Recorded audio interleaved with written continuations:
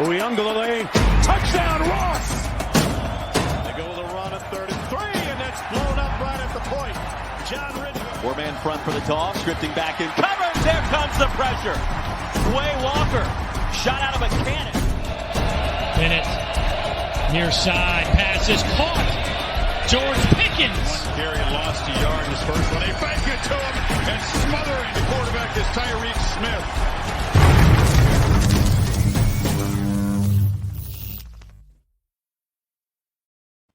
Welcome, everyone, to another episode of Draft on Tap. My name is Aldo Gandia, and before I bring the fellas in, I have a personal note.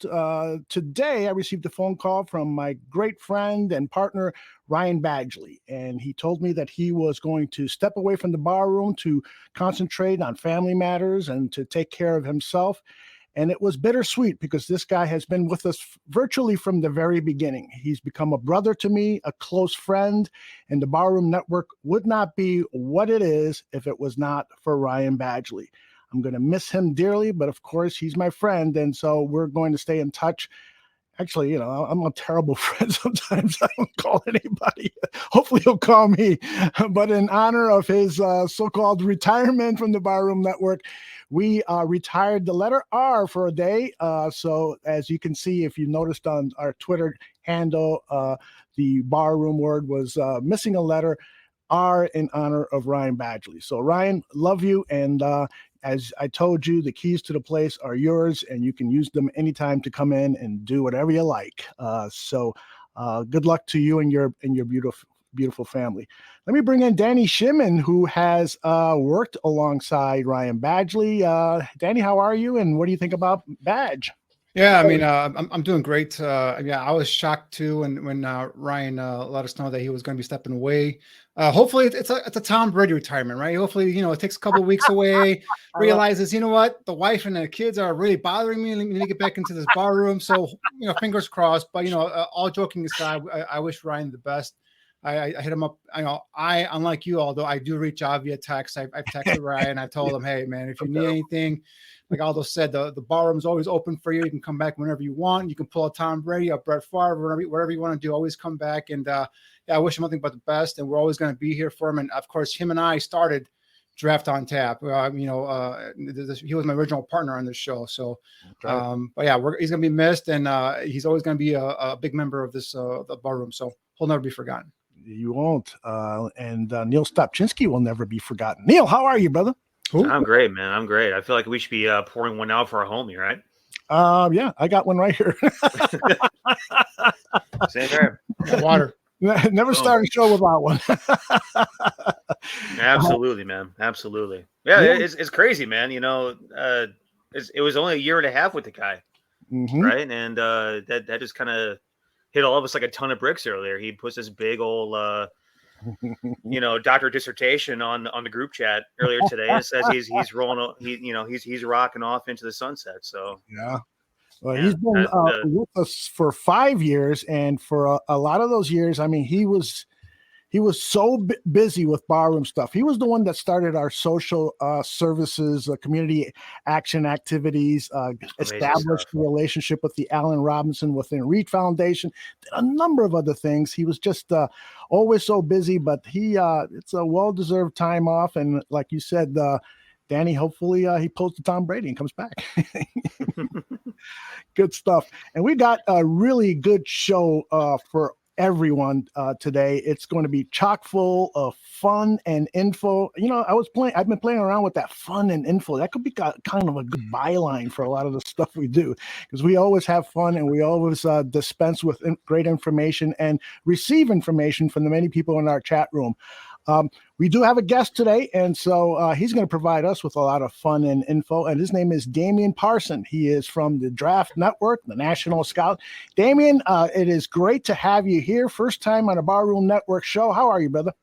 I'm good, fellas. I appreciate the invite, man. I'm excited to talk some ball. Yeah, I was going around YouTube looking at some videos and stuff, and I stumbled upon yours that you produced right after the Senior Bowl, and you were at the Senior Bowl, you listed some of the players you were impressed with.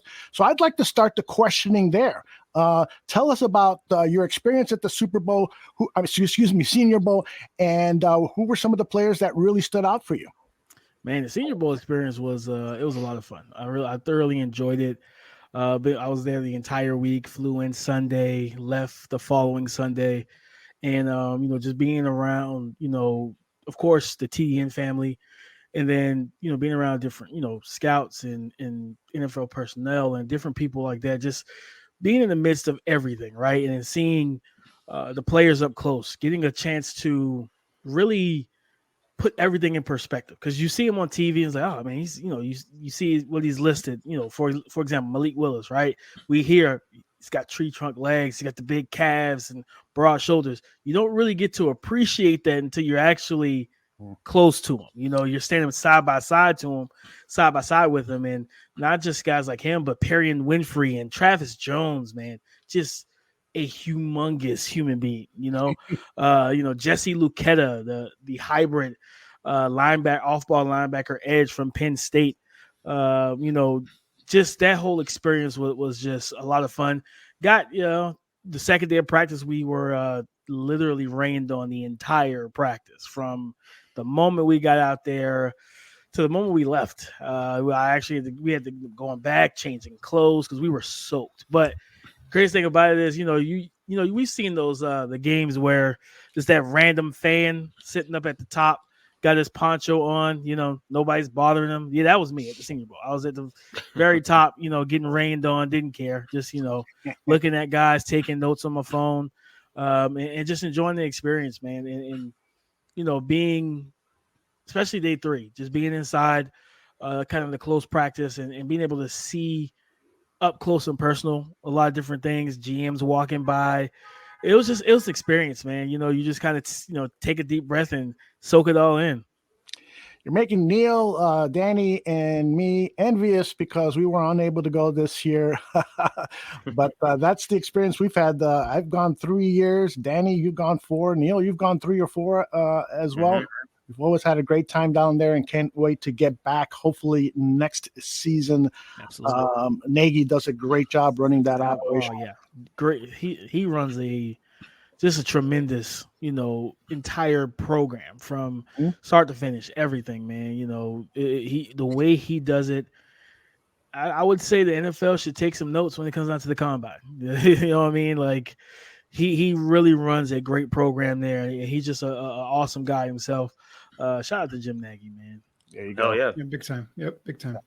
So, Damian, going down at the Senior Bowl, to me, the whole draft process is always like a 3-stage thing, right? It's always the Senior Bowl is the first stage, the combine second stage, and then we go to pro days if the players chooses. So for you, Neil and I had a show here. We talked about guys because we still had access to the tapes, to the practice tapes, so we were able to break those down and look at them, even though we weren't there in person. But for you, who do you think elevated themselves? I know you talked about Malik Willis. I know he had a big week in terms of interviews and all that stuff. He impressed a lot of teams from what I've heard. But in terms of on the field, anybody in particular really stood out for you and kind of elevated the game where they were maybe a day 2, maybe day 3 pick. Now all of a sudden you're talking about them, late first round possibilities. Oh man, well, first guy you named was Malik Willis. Like that was a guy that was going to probably be a late first round pick, to where now the talk is him going to the Detroit Lions. The way he impressed that staff, the way that they realized and understood, okay, he's a ball of clay and he's extremely coachable. He's picking up what they're giving him in between the practice reps. Just watching that interaction with him and Dan Campbell and the coaching staff was a lot of fun. A guy that I wouldn't say anybody else really would jump up from second round to late first, possibly. Well, no, Perrion Winfrey. Perrion Winfrey is someone that I definitely could see, depending on how the board falls, a team taking and looking for that single gap penetrating defensive lineman that just plays with a unreal motor. You put on the tape of him at Oklahoma. They got him a lot at 1 tech, the 0 tech, playing nose. And I believe he's like 290 He's not a nose tackle. He's not, Jordan Davis. He's not Travis Jones. And it's just like, but you see that a lot with a lot of college defenses. Majay Sanders, they got him playing 5 tech when he's 245, 235 pounds. It's just like, it's just a weird way to use some of these players. But Perry and Winfrey, when they, looking at what happened with him, he gets to Mobile and the coaching staff's like, you know what? Single gap, attack, and just go forward, get vertical, and just be you, basically. They let him be himself. Violent hands. He's a violent individual on, between the lines. He has just this really infectious energy, just a lot of fun to be around. Really cool dude. And he loves the game. Like, he absolutely loves the game. Another guy that really helped himself, as we probably all know, Jermaine Johnson. Mm-hmm. He transferred from Georgia because of the as we see the plethora of talent their defensive front had. And he's like, I just can't sit and wait any longer. I got to go to a place where I can start, get my snap share, and produce. Goes to Florida State, has a great season, 12.5 sacks. Crazy thing about it is, even with the 12.5 sacks, he was still a restricted rusher. They didn't just let him pin his ears and just go. He got to Mobile, similar to Perry and Winfrey, and they let him go. Yeah. And you saw the maturity in his pass rush. And I talked about it on the Spaces last night, just watching his practice tape. Every step, like he's calculated, and he has a plan. And that's what I love about mature rushers. When you have a plan on how you want to attack offensive linemen, like that really solidifies everything for me. Because a lot of guys, they try to win off of power, win off of length, win off of athleticism and burst and speed. But at the end of the day, you need to have a plan just in case that outside path is taken. Can you cut back inside? Can you, rip and get inside of that offensive lineman's, inside of his hands? And he made everything look the same. Like a receiver, he mirrored every rush to the last. So he really had a great week. So much so he only practiced 2 days and he didn't even play in the game. Because he knew his agent most likely got those calls and was like, you know what, bro? Hey, let's go ahead and shut it down. You don't have nothing else to prove here. You did what you came to do. And it was a lot of fun to see him in person, just really ball out. And another guy, Zion Johnson, man, the guard, left guard, from Boston College, from BC, just stout, man. And he's rocked up, nice frame, seeing him out there, very technical, mechanical, is probably the better word for him. Nice hands, good lateral movement. And he just was a lot of fun to watch him against that, because the defensive line talent on both teams was loaded. And just to watch Zion Johnson go in those one-on-ones and perform the way he did. There were times against Travis Jones, who's 340, 330, 340. He's giving up probably about, I would say 30 pounds or so. And he stonewalls him, He gets pushed back by maybe a step or two, digs those feet into the ground and anchors. And I was like, that's what I want to see, because that's what you're going to face in the NFL. You're going to face that physicality, that power. How do you handle it? So I would say those are the guys that really stood out to me in Mobile. Calvin Austin too. A lot of people look at it in size and like, oh, he's a slot receiver. He may not be an X, but you could definitely place him at the Z and be comfortable with him. No one could press him. And they are some legit athletes that were out there at the cornerback position in Mobile, and it was just literally I wouldn't say it a waste of time, but it turned out to be a waste of time to get into a press alignment and try to shoot your hands at Calvin Austin, because his footwork was electric and he gave guys different releases, which I love to see, a variety of footwork and plants and cuts at the line of scrimmage. And then he uses his hands well, especially for a guy that's 5'8", less than 200 pounds. Good handwork at the line of scrimmage. And once he beat guys at the line, it was a wrap for after that. Like, that's 4.2. What do you run? 4.3, 4.28 or something like crazy like that. 4.36, I can't remember. But he's an explosive athlete, which we know he jumped nearly 40 in the vertical, had a crazy broad jump. The kid he's a weapon. And just watching him like operate was just a lot of fun. Yeah, a bunch of those guys you mentioned, Zion Johnson, and I have been high on them since last year. There's talk about him coming out last year. I think he was, going to be a phenomenal NFL player. I think he's day one starter in my opinion. Zion Johnson next year. He talked about Johnson, the rusher from Florida State as well. A couple of guys that really caught my eye, and I'm curious your thoughts on them and again, the Bears are going from a 3-4. A defense to a 4-3, looking for more of that, one gap penetrating defensive lineman. And that's really what I'm looking at here. I'm looking at guys like Travis Jones. You talked about him, just a raw power. I know he's not technique wise, he's not right there yet, but man, just that raw power to be able to play maybe a one technique and just, bully the guard or center back into the quarterback slap is going to be huge for a defense like the Bears. And I think a guy like Logan Hall from Houston really caught my eye. He's kind of a tweener. Some see him as a 5 technique. Some see him as a defensive end on a 4-3. I see him potentially as a guy in a 4-3 as a 3 technique. And his splits were 1.68. His 10-yard splits were 1.68 at the combine. And I mean, when you get into the 1.6, you're talking about some legit, ability to get off the football and get into the backfield. I think so. Your thoughts on Logan Hall and Travis Jones in terms of those guys, moving forward here in the draft. I like both of those guys. Logan Hall, I view him as a 4-3 end on rundowns. On passing downs, you kick him into that 3 tech, kind of 4-eye, and let him penetrate those single gaps. Reason why I say this is because when I watched his tape on the outside, like he does not have the true bend, the twitch, and the explosiveness to really get around the corner, threaten vertically in those pass sets. But his power, his length, and he's got good handwork, especially in tight quarters. You want him against, because that's what, with a guy like him, man up one-on-one with a guard, if the guard misses, he's going to get by him. He's going to swim across him, cross chop or rip, pull, and get into the backfield. And we all know the quickest path to the quarterback is up the middle, right, in the interior. So I really like him a lot. And then, with Travis Jones, he could play. A lot of people look at him. You look at his game, heavy-handed. He gives great, lockout and extension with both arms when he does bull rush.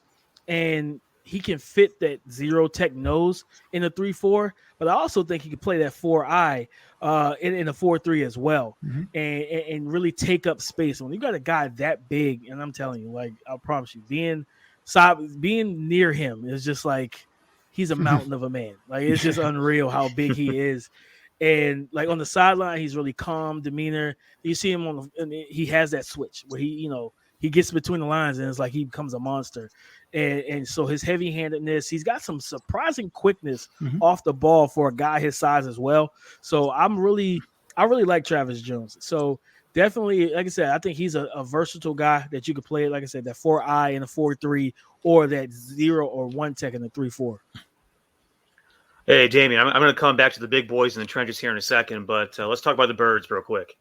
Obviously, the Bears are in need of corners, need of safeties. Who stood out to you, just looking at these guys on the hoof? Who stood out to you from the DBs department? DB, Tariq Woolen. Man, listen, the length, like I said, to be around a lot of these kids, you really get to appreciate their measurements. I'm 5'5". Okay, like he's 6'4".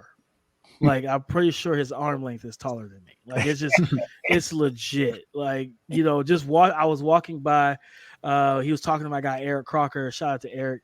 And Croc's taller than me too. So Croc is a little bit of a taller, former DB in the NFL and the AFL. And he skied over a Croc. So it's like seeing him and then knowing the type of athlete he is. Like, and the thing about it, he's a former receiver, so he's still new to the position. So you have to take some time with him because he's still learning how to transition and use his feet and his hips to sink and flip and move in a way that he's not kind of used to. But, man, he puts it all together. Like, he's going to be a legit corner because you can't teach 6'4" with that wingspan. He's running sub 4.3, if I'm not mistaken. He's an explosive, 4.26, I think it was, something like that, 4.28. Explosive athlete. The main thing is just, like I said, developing him.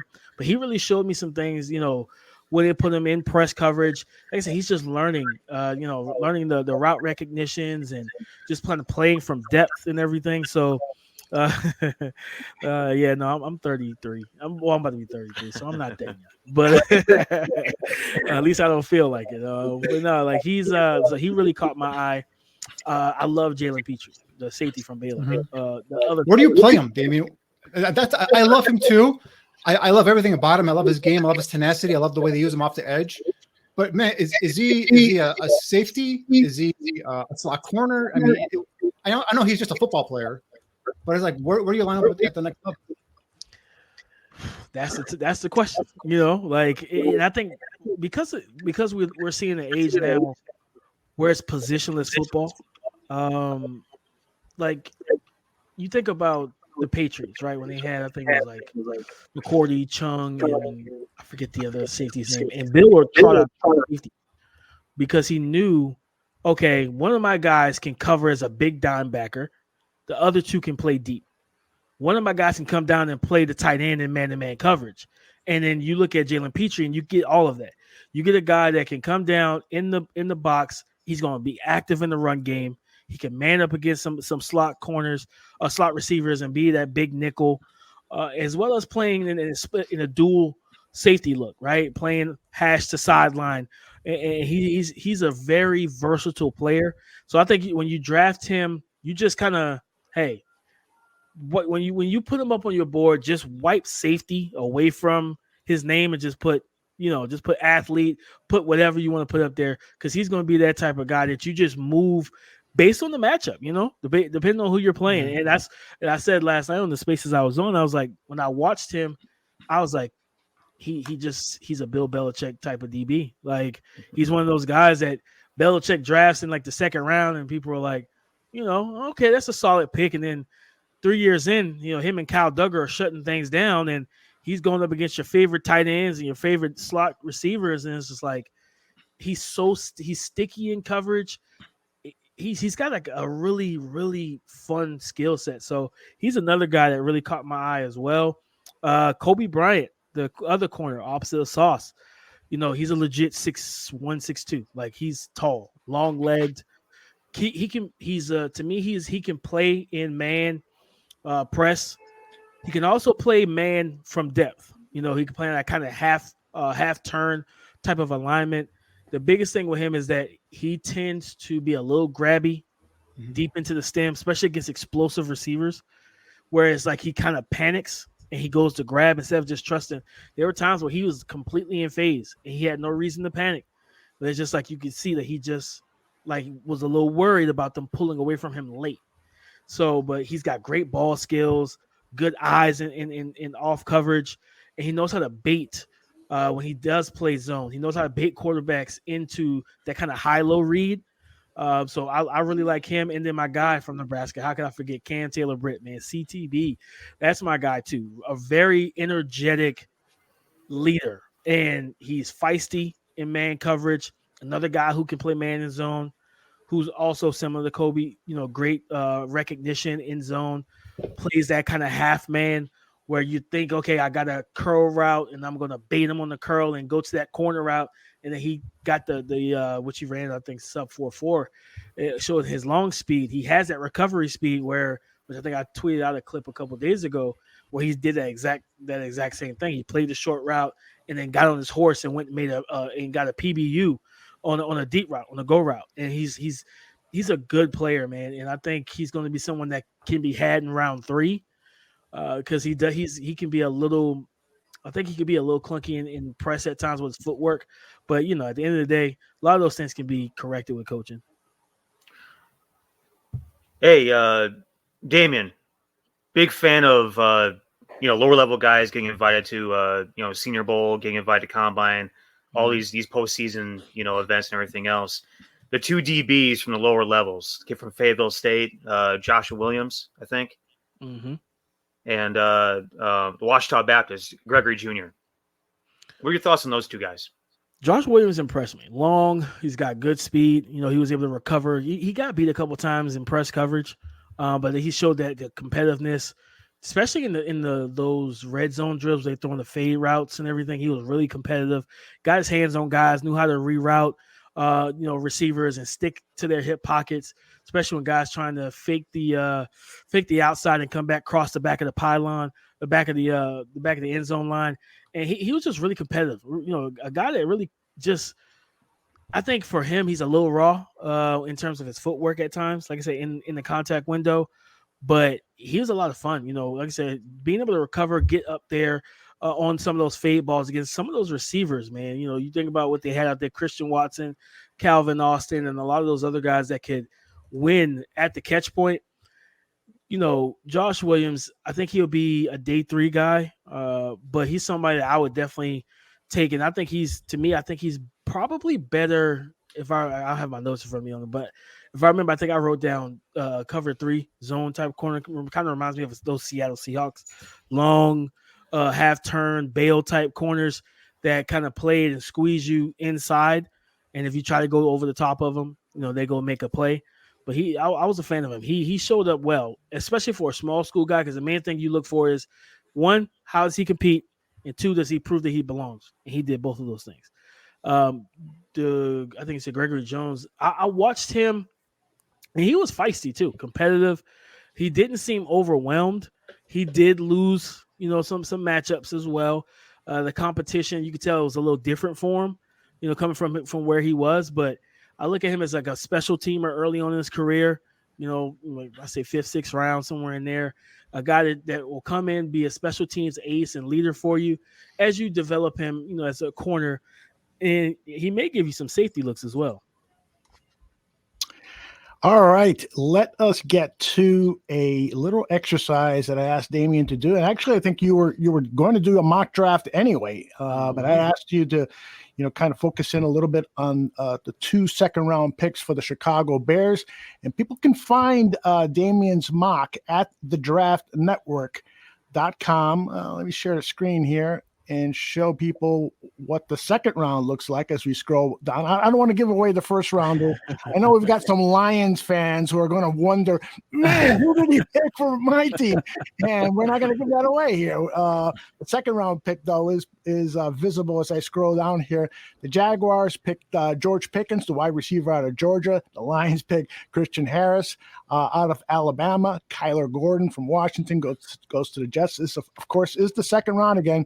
The Giants pick Daxton Hill, the safety from Michigan. There's Winfrey, the interior defensive lineman, going to the Texans. The Jets pick Brisker. And then there is Bernard Rainman of the going to the Chicago Bears.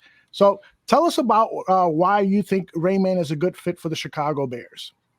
Well, he's an athletic guy, former tight end that kind of grew into, going from 230 when he was coming out of high school, if I remember correctly, to, sub 3, over 300 pounds, or hovering around that 303, 305 range, 6'6", big, long, athletic guy. And he fits, especially, of course, looking at the offense you guys ran last year with a lot of that zone, run scheme. I really like him, watching him in one-on-one, especially against some athletic rushers. I like what I saw from him. He's a natural mover, very athletic, good hands, smooth footwork as well. And that's one of the biggest things is, I look for like vertical sets. Is he a quick setter, short setter? You look at like a Daniel Falele, he's a short setter, right? You don't want him kind of protecting your quarterback on like 5 and 7 step drops, but Bernard Rainman can do that. And I don't believe he's even hit I think it's only the tip of the iceberg right now for him, because again, he is that converted tight end to right tackle. And at the end of the day, looking at your offensive line, I was like, man, Justin Fields is there. Let's go ahead and protect him and get him some athletic guys, because you think about what he's able to do. And one of the biggest things with offensive linemen when you have a mobile quarterback is them being able to move as well. Because if if they're not able to move, they can't get stuck. And then if they do get stuck, like, you get holding penalties because they don't know where the quarterback is and different things like that. So as we're seeing from some of these clips here, I loved seeing him at the Senior Bowl, because he, as we see here, very competitive.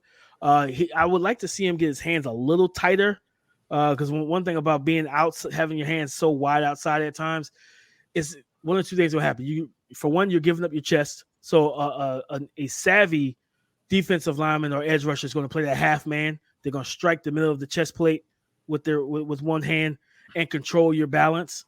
They can give that push pull, or just simple fact of the matter, if you get your hands outside and then they rip through, ref sees it, they're going to throw a flag because it's holding because your hands are out too wide. So I would like to see him kind of condense his hand placement and his punches, but he gets vertical in the run game. He can short set and give some deeper pass sets in pass protection as well. And I think he could really help. I think Justin Fields will love having him as his right tackle. All right, Damon. This is where we're gonna have some scouts disagreement here right now. All right, so we're in our war room here. We're talking. You're pounding the table here for Raymond, and I'm gonna be like, all right. So the positives, you touch on all of them. I agree with you. 6'6", 303 pounds, athletic frame. The kid's got some power too. I mean, in terms of moving bodies off the line of scrimmage, you see him, and when he lowers his pad level, gets underneath the defender, and he drives his legs, you see the guys moving backwards, and I do like that. But when I put on his tape, the big thing I want to look at is the kid, like you mentioned, he's a tight end. He's only second year playing our left tackle. I've been on this show. I've been telling these guys. I've been telling Neil and Aldo and all our listeners. I'm like, the Bears cannot miss with pick 39 and pick 48 and pick 71. You got 3 picks in the top 71. You got to nail all 3 of them. These are potential starters. And for me, Raymond, well, I like him as a developmental type of prospect. I think at 39, I have to pass it from the Bears. And the reason is first of all, I'm a arms guy. I'm a length guy. And his arms came in under 33 inches. And for me right there, tackles on the island, on the outside, got to be at least 33 plus, I'm not going to be like guys that say, oh, it's got to be 34, 35 plus. That's preferred. I know that. But if you got 33, because I have, if you go through the NFL history, tackles left or right, under 33, sub 33 arm length never really lasts out there. Now, could he develop into a dominant or damn good left guard? Kick him inside the guard? Sure. But again, he's a developmental guy, a guy that might be a year, maybe away from actually contributing on the football field. So my guy that I see you passed on is Nicholas Petit-Ferre from Ohio State. And the reason I like him is he's got the size, he's got the length that I like, and he's athletic. And his ability to spring out of his stance, get out to that second level, all right, and get engaged with that second level linebacker, and also maintain his blocks. And I think that's where Raymond kind of struggled on his tape. Getting to that second level was always hit or miss. But then when he got there, he wasn't always able to get to or maintain those blocks on those quicker, faster defenders. So I think that's where a kid like Petit-Ferre would be a much better fit. Obviously got the basketball background, athletic kid. I just see him spring out of his stance, and the kid just explodes out of his stance. So again, he's got some work to do too in terms of his technique, but I think he's probably a little bit more closer. So, but I know you have him going a little bit later on in the second round. So curious in terms of comparing those two guys, what did you like Raymond more than Petit-Ferre? The physicality aspect of it, watching, NPF, I like him. I do. But he has to get stronger at the point of attack and being able to absorb and anchor down against contact. And I'm not gonna lie to you, that game against Michigan was probably one of the toughest to study for him, because he just had, it's kind of almost a nightmare situation. You go from David Ojabo, who's the explosive, long Chandler Jones-esque rusher, to Aiden Hutchinson, who has the power and the burst and the technique, and it was like he struggled pretty much the entire game.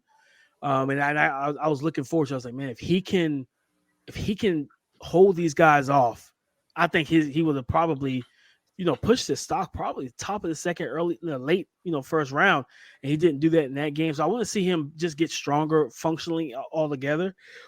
Typically, when I look at arm length, long as you're not lower than 32 and a half, I'm fine. And the reason for me is I like to test. I want to test a guy at tackle first, right? Right. I'm a believer is testing to, do it until you fail. So I want to put you out there in camp. You're going to go against our best rushers, and let's see how that length shows up, right? And if you struggle and you just can't figure it out, then hey, yeah, we kick you in that guard. But let me try you out at tackle first. And as I said, look at NPF. He gives you kind of, because I remember correctly, he's moved to both left and right tackle, so he's played a little bit of both. So he gives you that versatility. For me, one of the biggest things is strength, contact balance is key for me too. Being able to absorb power, and I didn't see a lot of that in his game just yet. He still has a lot. I think he could add another 10 pounds, you know what I'm saying, to his frame that will really help him be able to anchor, get his hands on when he gets his hands on guys and just literally lock them up. Yeah, listen, Damian, like to me, I love his length. I love his athletic ability. I love the way he moves in space. Sometimes the way he dances with the edge guys. I feel like when he doesn't have leverage, he gets absolutely blown up. When he's able to establish himself, yeah, he has a little bit of power. But to me, he's still learning. When he doesn't have, the technique down and he's not able to establish himself, he gets blown up a little bit. Yeah, I agree. To you, I should say to me, the type of guy that has all the athletic traits, has the measurables physically, those are the type of guys that I want to go ahead and try and pick up as early as I possibly can on day 3, right? I don't want to spend 8 figures in guaranteed money on a guy that I'm still not sure about.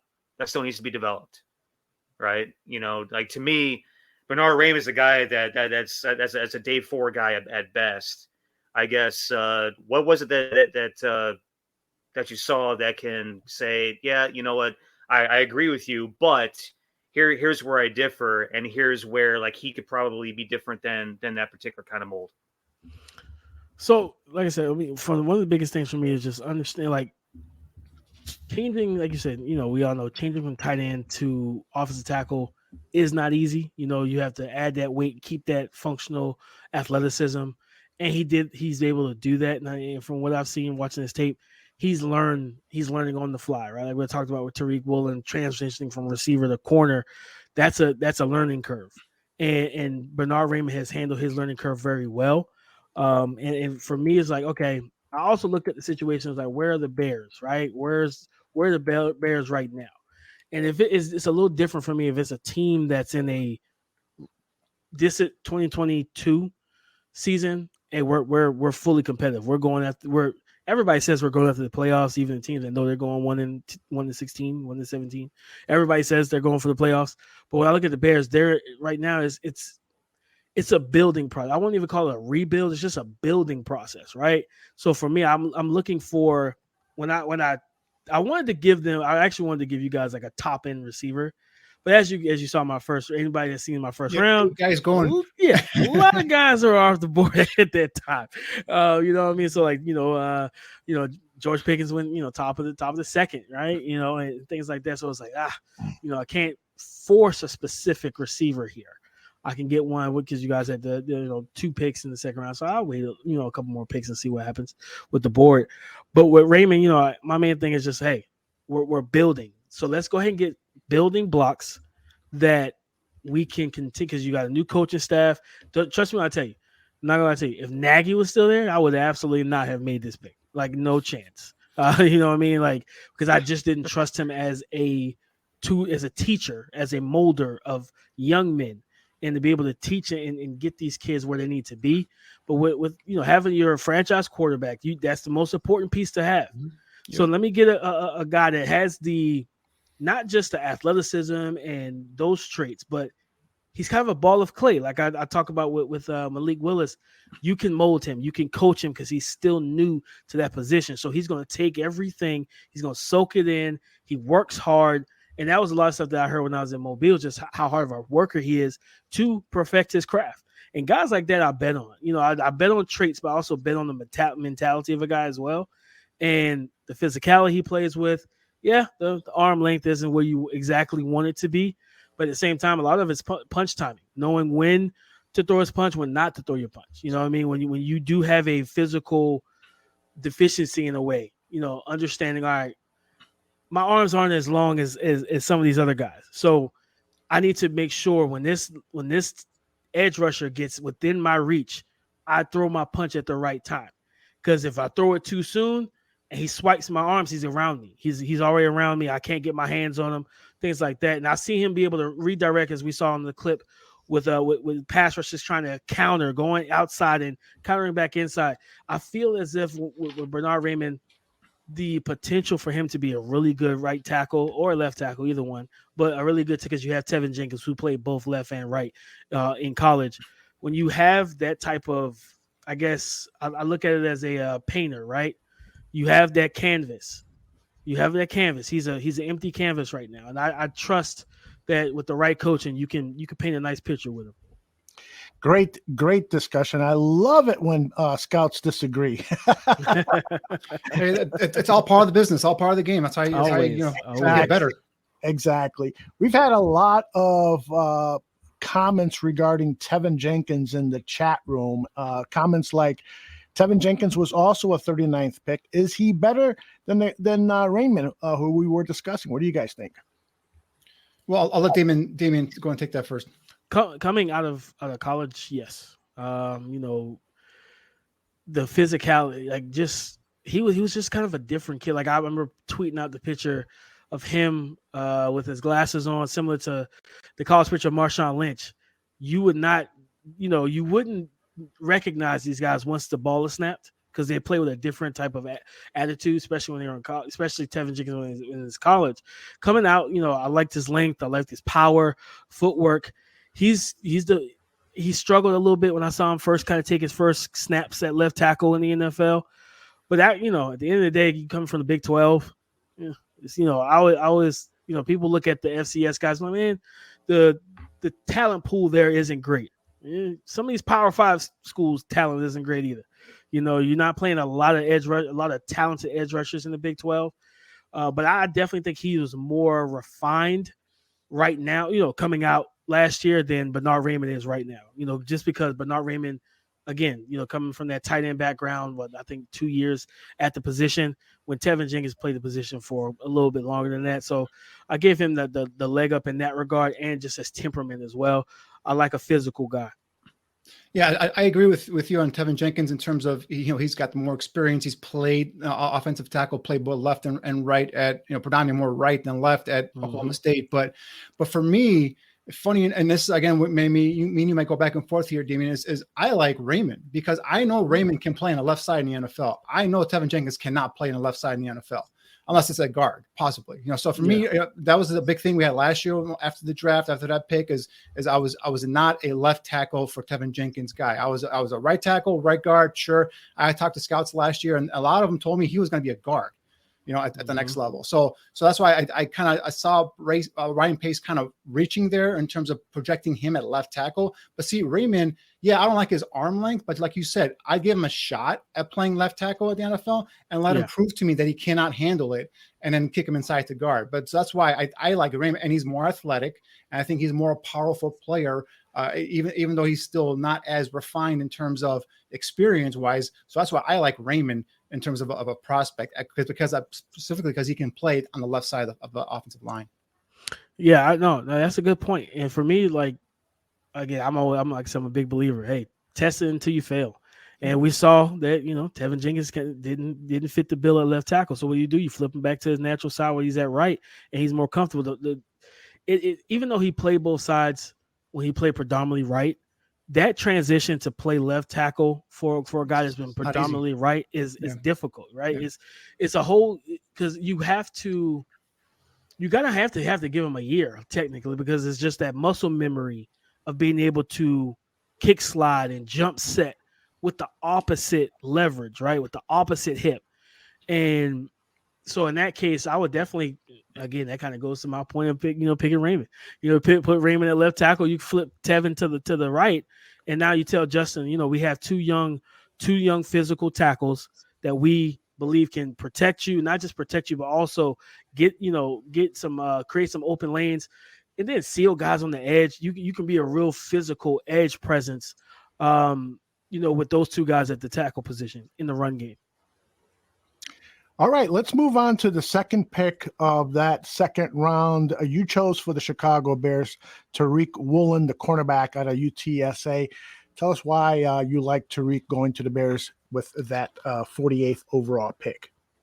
You have Jalen Johnson, who I like a lot. I like Jalen Johnson. And it's just like, for me, I'm like, you know what? In this division, looking at what Detroit is building, I really like what they're doing, getting DJ Chark, having Amara St. Brown, TJ Hawkinson. They're just one X receiver away from having a complete receiving core and receiving threat, rather. And at the time when I made this pick, I'm pretty sure that was Devontae Adams. No, he was already gone. So when I made this pick, I was like, you know what? Let's go. 'Cause I didn't like the receivers that were on the board, and I just didn't want to reach there. I was like, this is a pretty deep receiver class. You can get somebody in the third round, or in the end of day 2. So I was like, Tariq Woolen here.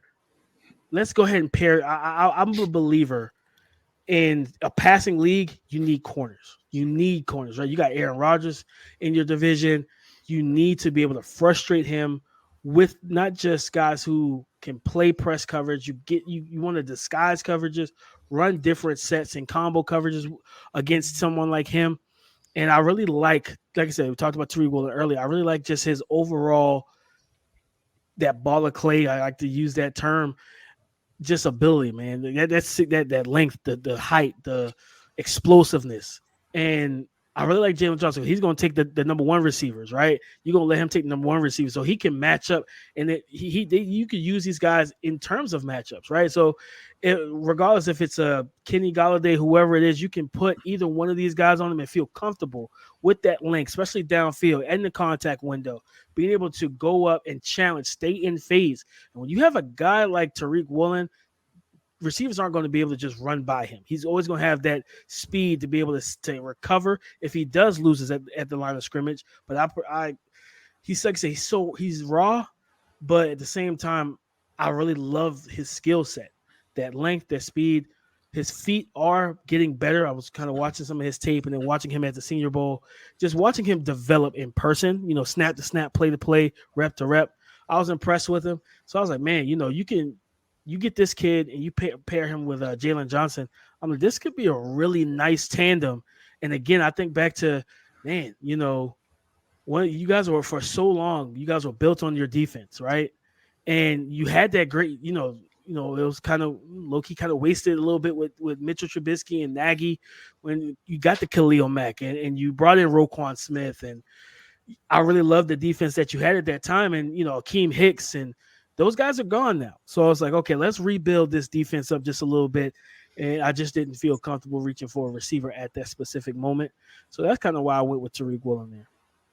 All right, Damian. Again, we're talking about molding clay, and I love molding clay. Mm-hmm. I love raw dudes that you can make into them what you want to make with them. Don't get me wrong. But again, we're talking about second-round picks. Like these are guys you're dedicating a lot of guaranteed money to, tens of millions of dollars to. Guys that they need to come in right away.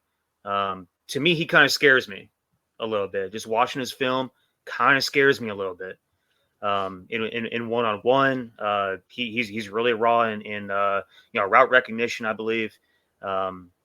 Is there anything that you saw that particularly scares you that he would need to fix immediately over the course of the next, 6 months before we get to, preseason ball and then ultimately, first game of the season?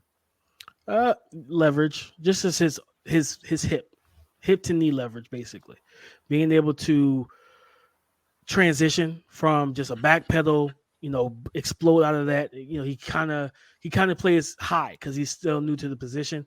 Like I said, that was the main thing for me is just like, okay, are the Bears, again, are they a team that's going to compete for a playoff spot?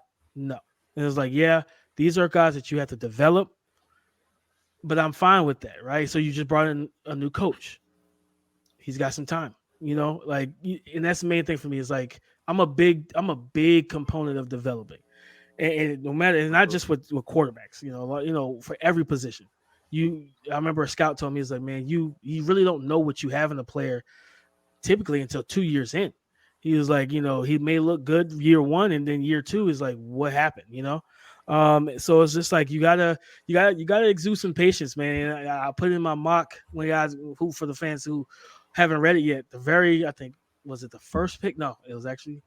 It was one of the top picks. And my quote in there was like, scared money don't make money, man.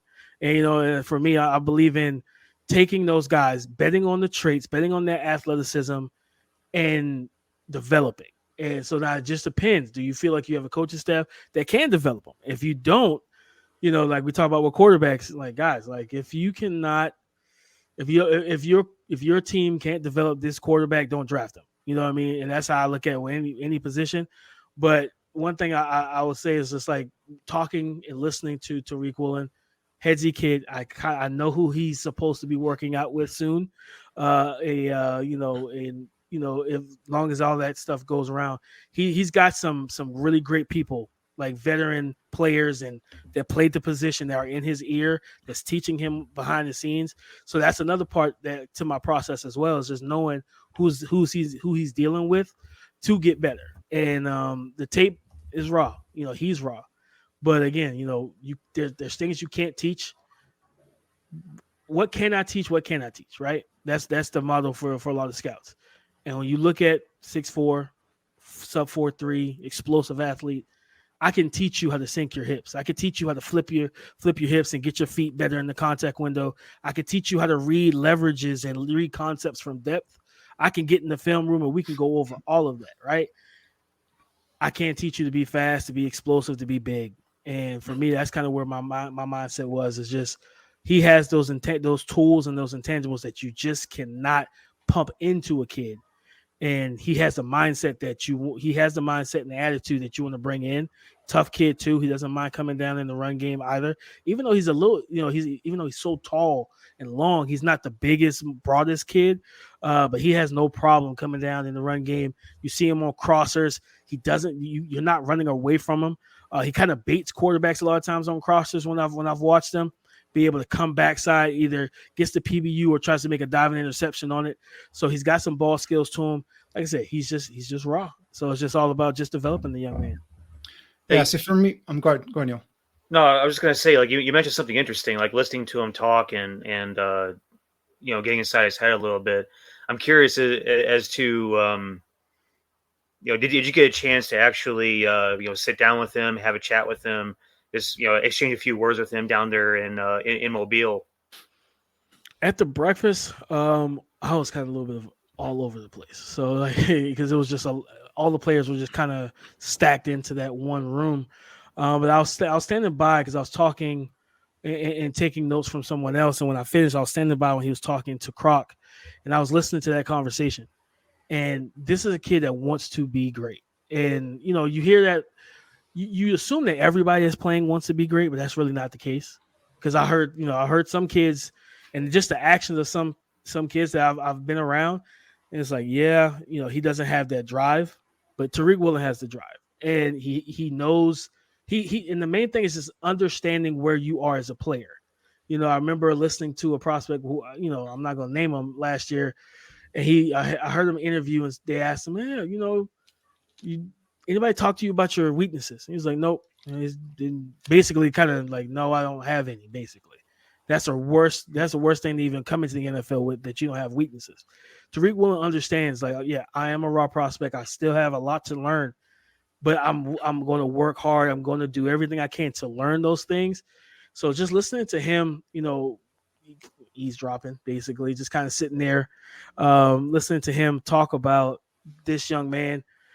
It was just, to me, that light, and just looking. I like to make eye contact too. So looking in his eyes, I was like, okay, he's it's a little different for him. Seeing that light kind of glimmer in his eye, like, I want this. And when a young man wants it like that, I always talk about it with Josh Allen.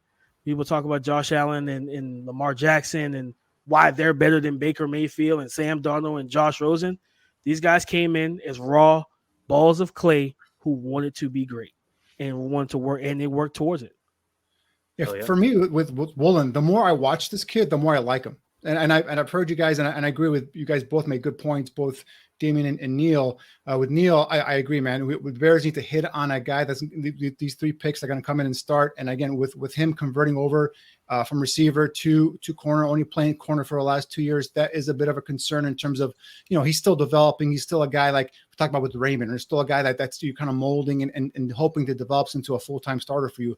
But again, he first caught my eye down at the Senior Bowl. I mean, I'm like, who is this 6'4" plus corner with arms like tree trunks, covering guys in terms of man to man. And I thought this guy, if I put this guy's tape on, he's going to be a press cover corner.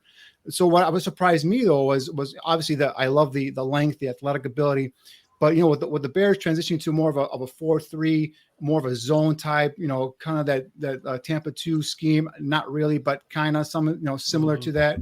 I'm expecting some have some corners that can play some off coverage and guys that could play some man to man, but also predominantly play off coverage. And then when I put this guy's tape on, yeah, you see some of the raw aspects. You see him, kind of go off on the wrong foot when he's trying to open up his hips on crossing route, lets the receiver get inside of him and gets an easy slant catch on him. But you also see him being able when he's right, when his technique is good, swing the gate open, run step for step, mirror off the line of scrimmage with the receiver, get downfield. And again, that length that he has, with that speed, that 4.26 speed he has, that's impressive. And I see him then covering off, running that trail technique, playing some off coverage, and then kind of baiting the quarterback and kind of, showing some of that awareness in terms of the coverage, being able to see where the ball's coming at, and then planting his foot and then transitioning quickly, coming down and attacking anything in front of him. So he does things on tape that excite me.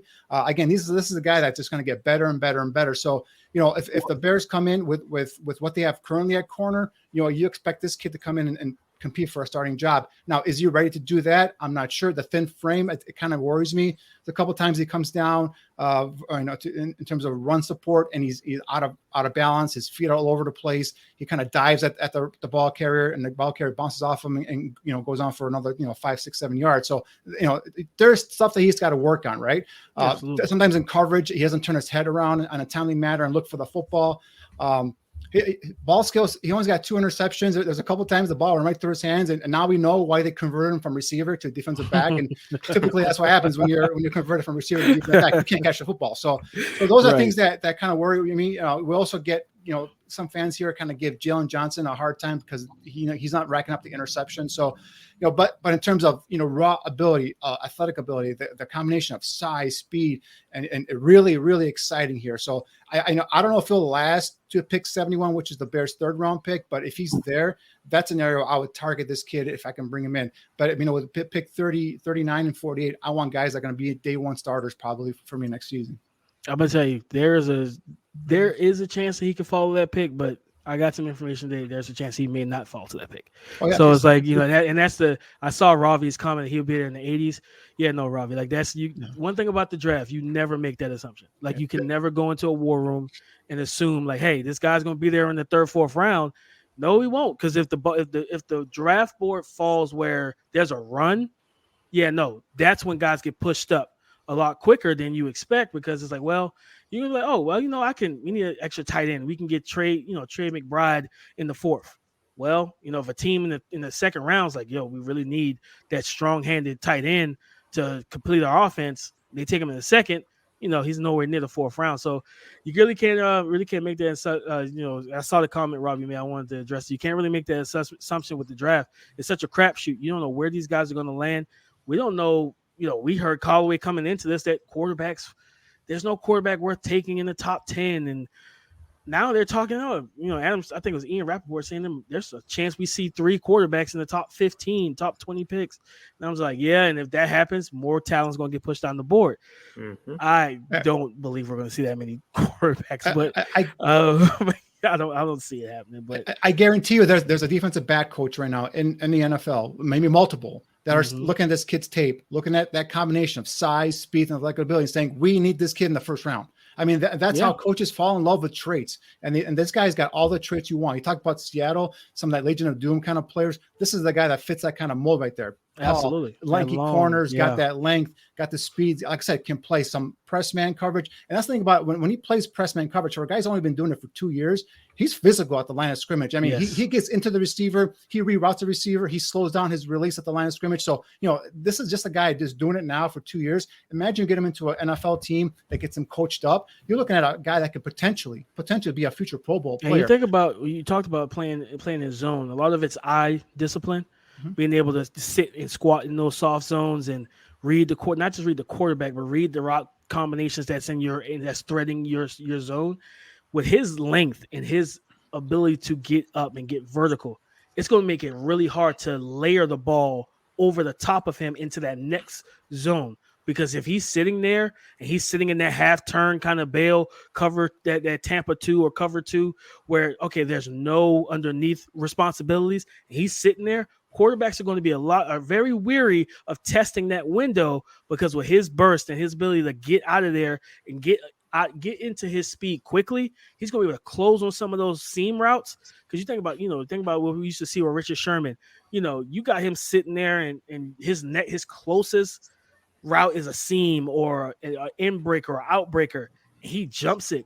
He makes a play on it. Now, like you said, Tariq Williams, he transferred. I mean, he flipped over from receiver to corner for a reason. So he's got to clean up some of that catching, Mm-hmm. But like I said, being able to sit and force quarterbacks to make negotiations, right? Make business decisions. Like, okay, I can't, and then while if they're a quarterback that's taking too long to process that gives your pass rush that extra tick or two to get back there to win their one-on-one, to win that double team and get into the backfield and create pressure. And I would tell, I like Jalen Johnson, man. I know, I get it. For like you said with the fans, he doesn't have the ball production that you want. But a lot of times, guys, like, for one, they're playing corner for a reason. Like, that's just, we get it. Like, a lot of these guys really can't catch the ball, like the player receive spot. But it's just like pass rushers, man. I'd rather a guy if you're going to be targeted 50 times and you give up 20 catches, I'd rather that than the guy targeted 6. For example, Trayvon Diggs, feast or famine, right? And you watch that tape, and yes, he has a lot of interceptions. Completion, yeah. Yep, he has a lot of interceptions. He got beat with a lot of double moves. He got beat deep. He because he's looking for that, right? He's chasing it, and he's still not refined as a cover corner. So it's like, the interceptions are great. But then he also, I believe, if I remember the number correctly, he was in like the 900 in terms of yards given up on the season. Like, he got beat a lot. So it's like, okay, what happens in 2022 when he's not catching those picks, right? And those are caught by the receivers, and now they're going for a 60-yard touchdown. So, the interceptions are cool, and they're great. They took the ball away. But at the same time, just like with pass rushers, man, the sacks are great. I want you to get pressure. That's consistency. I want you to consistently shut down your assignment. If the quarterback doesn't target you, I'm perfectly fine with that. And one thing real quick on Woolen again is, and that's a good point, Damian, because I saw that, I think it was versus Illinois, the game I was watching versus Illinois, where he was in that quarter zone, kind of dropping back, and the quarterback saw that and then not throwing to the ball. I think it was to running back to the flat. He just clicks his heels, comes downhill, and hits that running back into for no gain. And the guy was open in the flat, comes downhill, catches that, and that's what I'm talking about, coverage awareness. The guy, he's able to keep his eyes in the backfield, know what's going, and he's got the transition ability, the quickness to be able to come downhill and then make the tackle. Because the raw tools are there, man. Right. The raw tools are there, and it's just, it's all about just teaching the kid. And I really think he's somebody that you just want to bet on, man. You want to bet on a guy with those tools, those physical traits, that I want to get him in, like you talked about earlier. Coaches want to get that guy in their room and really teach him and get him to a place where it's like, okay, now when he's sitting in his zone, he's seeing all of the routes. He's seeing that whip route. He's seeing that corner route that they're trying to run from the slot. He's seeing that tight end run that quick pivot. He's seeing all those things. He's understanding, okay, where is my route? Which route do I need to play first? Because it's all about priority, first, second, third, and low to high, high-low reads. You want to make sure that you can play it the right way, and that's the main thing with this kid. Like you said, he has the physical tools. It's all about just coaching them and teaching them up now. We could spend multiple hours just talking about your mock draft, Damian. We could spend days just talking football here. It's been a real treat to have you here, Damian. Let our followers know where they can reach you on Twitter. What do you got going on at the Draft Network they can look forward to? And plug that mock generator too, if you want. Oh, absolutely, man. The best mock draft generator in the game.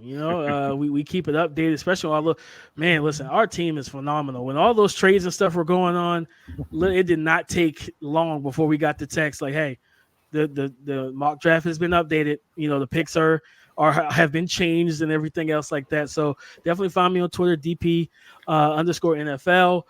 Follow the Draft Network if you're not following us already. For anybody that has Spotify, Apple Podcasts, I do run I'm a co-host for a college football podcast with TDN called the Talent Factor Podcast. We have an episode dropping tomorrow with Texas A&M safety Leon O'Neal. We just had TJ Ward on a couple weeks ago, former Super Bowl winning safety with the Denver Broncos. We have a lot more content coming. We're doing player rankings and breakdowns for collegiate players, getting you ready for this coming season, then next year's draft as well. So yeah, definitely stay tuned, man. You got a lot of stuff coming. I have my big boards out that right now, my top 50 big board, as well as I have a piece for all 32 teams, the one draft mistake they cannot make next month. Ooh, I like that. Listen, man, we would love to have you back either right before the draft or right after the draft or both times just to kick it here. And you've been a great guest. I can tell because Danny, Shimon, and Niel Stopczynski, both of them have woodies right now. I can talk scouting and draft for another hour. I didn't even know it was an hour going by. I didn't either, man. That's all good, though. I love it. I love this stuff, man. It's fantastic. Can I get one quick question into him? Yeah. There's one player that I think everyone's going to be sleeping on because of his bad timing, and that's David Bell, the receiver out of Purdue. I think this kid doesn't run a 4.6. He doesn't play at a 4.65 speed. He plays faster than that, and people are going to sleep on him. And it's going to be the guy that a couple years ago was like, damn, that guy went in the second round or third round, or wherever he's going to end up going. Remember, coming out of Ohio State, Michael Thomas. He didn't. A lot of these guys you don't have to run. I always my saying is this: play speed over time speed, man. I rather because play speed it takes so much into play speed. It's all about processing and understanding leverage and different things that's going on. And man, like I really like David Bell. Yeah, he's not the most explosive athlete, but he's savvy. He's got that veteran type of game where it's just like How many times we use that word, Danny? Yeah, he is.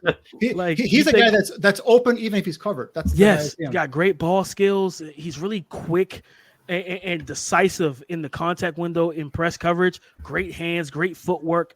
Understand, and I remember watching one play, and I watched his head. I try to watch the receivers from the neck up pre-snap because I want to see if they're reading the DB, kind of their alignment. And I watched him. I can't remember what game I was watching, but he looked the DB up and down.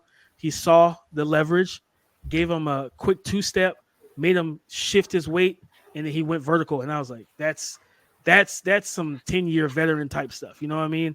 So he's a really good player, and the offense is going to have a lot of fun with him. You get him in because he may not give you that Tyreek Hill stuff, man, but a lot of people don't. That's Tyreek Hill. You know what I mean? Right. Like you said, he's a really good player. Him and a couple other receivers in this class, man, that aren't going to test extremely well, but they play a lot faster than they ran straight line. Right. Bears fans are really, really worried about the fact that we have no receivers. They signed a couple of Byron Pringle from the Chiefs, which was it's a nice little gamble. Equanimeous St. Brown from the Packers, nice little gamble there. But they're all worried because they didn't get the big free agent or anything. I'm telling you, these guys, relax. This draft is deep, talented, and you can get guys in the 4th and 5th round that are going to come in and make plays. Absolutely, so Jalen Tolbert. Tonight we're going to be breaking. Jalen Tolbert is one of the guys I'm going to be breaking down tonight as well. I think guys Pierce, like Tyquan Underwood, the guy from Baylor, is a speed burner. You could get him in a 4th, 5th round probably. Yeah, so, and you could use him as especially early on if you're not comfortable with him, starting every play. Just you think about designated pass rushers, DPRs. He's a DDT, a designated deep threat, and he's somebody when you get in that 45, that 50-yard range. That's that money shot. That's that shot play. That play action, single high safety, and you take it deep and you let them know, hey, anytime we get in this range, we're looking to score. So you got a guy like that try on the field, those defenders, their ears are going to perk up like, all right, if Tyquan's popping up, every now and then, we know a deep route's coming, in one of these next couple plays. I like him a lot, man. And he would definitely help your offense for sure. And if you look for a big slot, big Y, Justin Ross from Clemson, you can get on day 3 more than likely, because he didn't test, well. Especially after that injury, man, kind of took some of his explosiveness away. Really sucked, because he's a good player, and a lot of people aren't going to appreciate him because of the whole testing, right? But you put him in the slot. He's quick, short area quickness, get in and out of his breaks, quick for a bigger receiver, and he's got some run after the catch ability. So, Bears fans, relax. There's some receivers that you guys can get later on in this draft that will make Justin Fields quite happy. Exactly. And that's what we're going to do it tonight after we cut here. We're going to go on. I'm going to start breaking down some receivers here and just show them some of the depth and the talent in this draft here. Like I said, we talked about guys, Kyle Phillips from UCLA, slot receiver, hell of a blocker in the slot. I mean, I can bring up guys left and right. John Mechie, who's going to drop probably because of that ACL tear. Yeah. He's going to be a guy that's going to be available day I would 3 really as like well. him for your offense. I can just name names off the top of my head right now, that guys that are going to be there. Danny Gray, SMU guy. I know Neil's a big fan of him. Love Danny Gray. Speed guy. So I mean, these are guys that are going to be available day 3. His most speed likely. is legit. Like seeing We're talking about Danny Gray for 2 years, man. his speed is legit. I'm gonna tell you, he wasn't the most productive guy this year because for whatever was going on with Oklahoma's offense, especially early on. Mike Woods, when he transferred from Arkansas, he was Traylon Burke's teammate, and he, wildly enough, like he had Felipe Franks. His final year in Arkansas, he was more productive with Felipe Franks than he was with Spencer Rattler and Caleb Williams in Oklahoma. But I believe it's like 6'2", about 215, big, strong guy. He can get vertical. He's a really good route runner for his size and his build. And he's a physical, violent blocker as well. Like he's somebody that definitely keep your eye on as that prototypical XZ receiver his skill set will pair very well with Darnell Mooney's. Great stuff. Damian, man, I wish we had booked you for 3 hours. But I'm going to let you go now. And please, let's stay in touch again. We'd love to have you just before the draft or right after, or just join us here every week. You guys just hit me up, man. All right, Appreciate it. Appreciate it, brother. Thanks very much, man. We'll talk to you soon. All right, guys. All right, we are moving on now to evaluate some players at the wide receiver position. We are at 9:15, so we might have to cut back some things a little bit. So let's see what we get accomplished in the next 45 minutes, because we'd love to be out of here by 10 o'clock. Yeah. So what I did was, like I mentioned earlier, guys, I hit receivers heavy this week. I mean, I was like, I know the Twitter was blowing up in terms of, we want to go get Marcus Valdez-Scantling, who, by the way, signed with the Chiefs tonight. Go get, so-and-so and so-and-so. And listen, this is something, I think it was 3 years, 30 million is what they signed him for. So I know the big trade with Tyreek Hill. Why couldn't the Bears do that? Because the Bears aren't a Tyreek Hill away from winning a Super Bowl. That's why they're not doing it. And I think Miami, by the way, is going to regret that trade in the future, but that's for another show. So I dove deep into receivers, and these are guys that I think are going to be there in the second round. We've already touched on some of you guys from like last week. I think Traylon Burks, I think he's a guy I would love to, if he's there at 39, somehow, some way he drops at 39, but chances are he probably won't be there. But I picked about 6-7 guys here that should be available in the second round. And I just want to go ahead and show you some film and what I like about these guys and what they could bring to the Bears offense. The first guy I'm talking about here is Skyy Moore from Western Michigan. Shout out to our fans. They hit me up and said, "Hey, what about Skyy Moore? No one's talking about this guy." Well, this is a kid, 5'10", 195 pounds, ran a 4.4 140, dynamo, explosive. Take a look at this first snap here. He's lined up in a slot.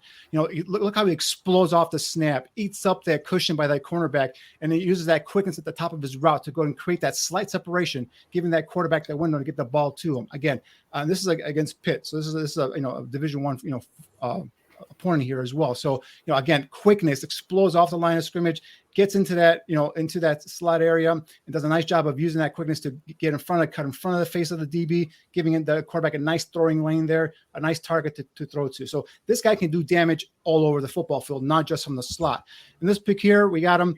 He beats press coverage with his quickness. Again, speed off the line of scrimmage, and then the corner loses his footing, and next thing you know, it's open grass. He's gone. No one's going to catch him. This is a guy that has that explosive burst, that speed to be able to run away from defenders. You constantly see him. When he gets in the open field, chances are this kid is gone. So, again, 4.41 speed, 34.5-inch vertical. So he's got the explosiveness in his lower body, in his lower half that you like to see in these guys. He's got that shiftiness and that quickness you like to see there as well.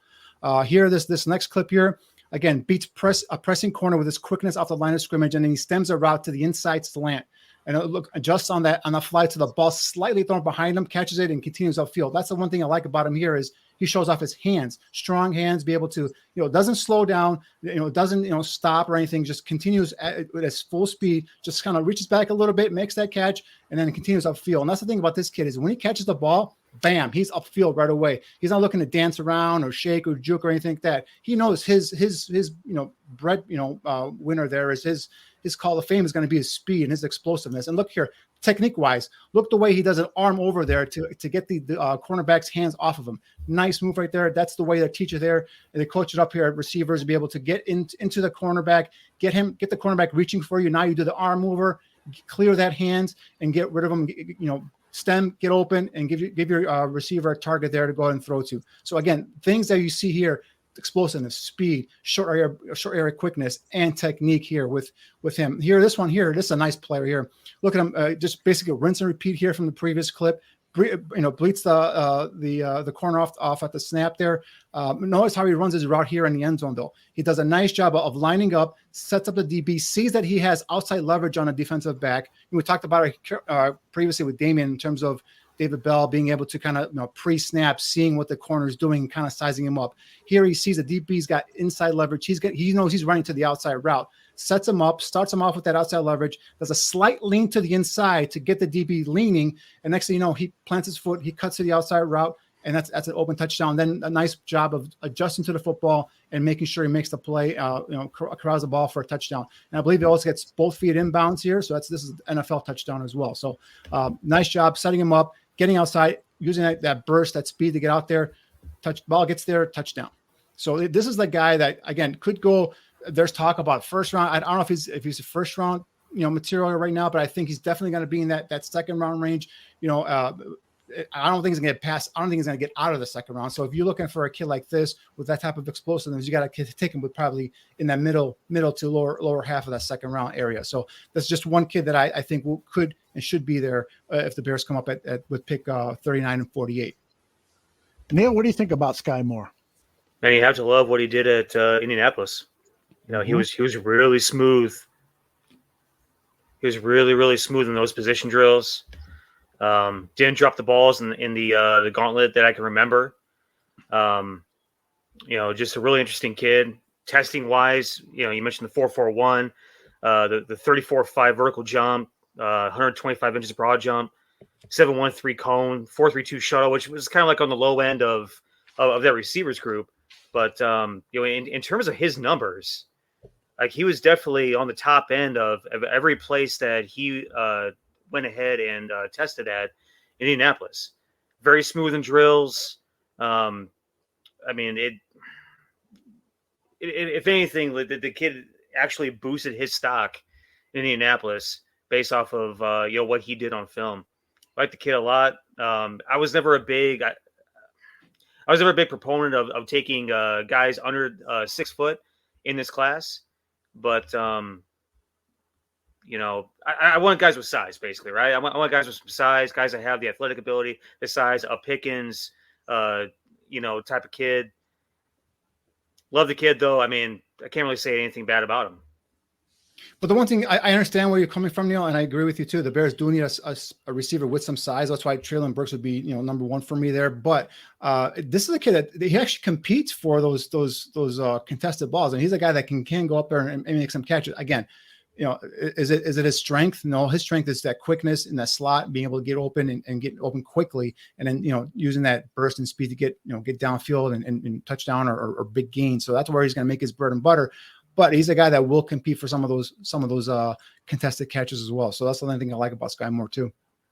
I was really caught off guard when I was talking last minute because I was thrown off. You guys ever have that deal where just random audio pops up out of nowhere?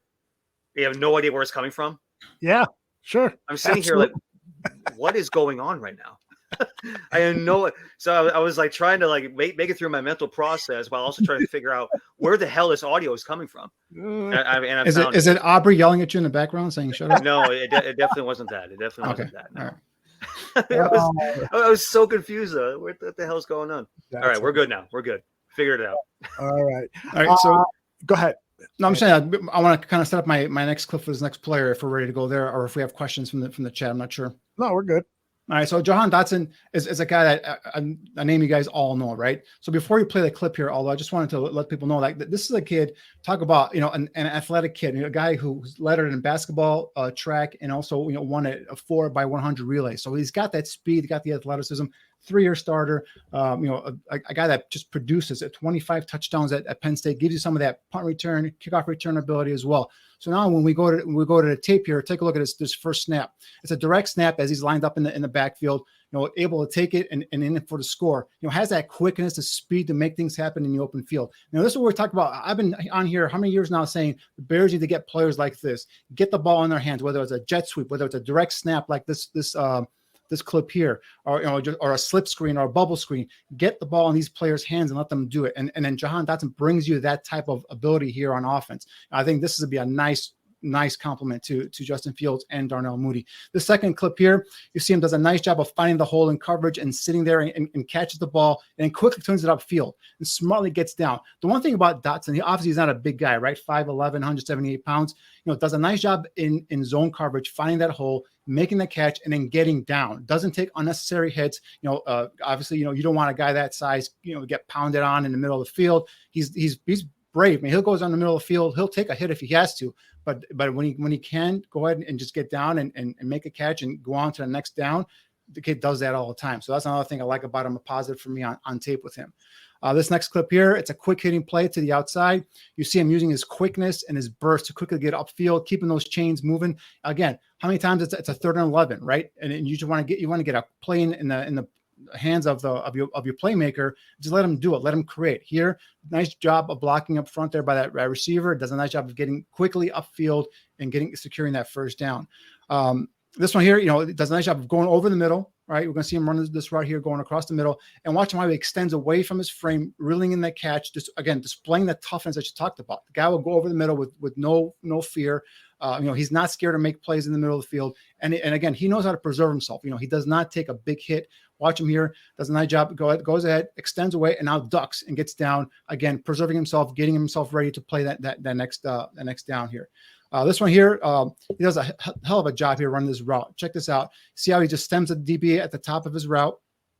All right, faking inside and then cutting it outside, creating that separation and the opportunity for that big play. You'll see him here. This is where he'll make his money here at the next level in the slot.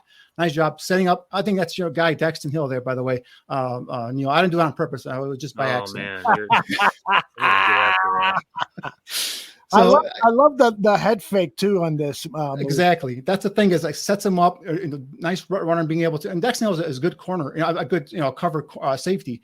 Does a nice job of faking him inside, and then just that quickness to be able to cross his face mask, get outside, and then obviously adjust for the football and make the catch. So these are the things you want to see with this kid. The one thing I want to point out here is here 4th and 2, big play here. You talk again. We're going to see that quickness at the top of his route, right? Be able to shake a DB, and then snatches the ball in there and then converts a big 4th down play.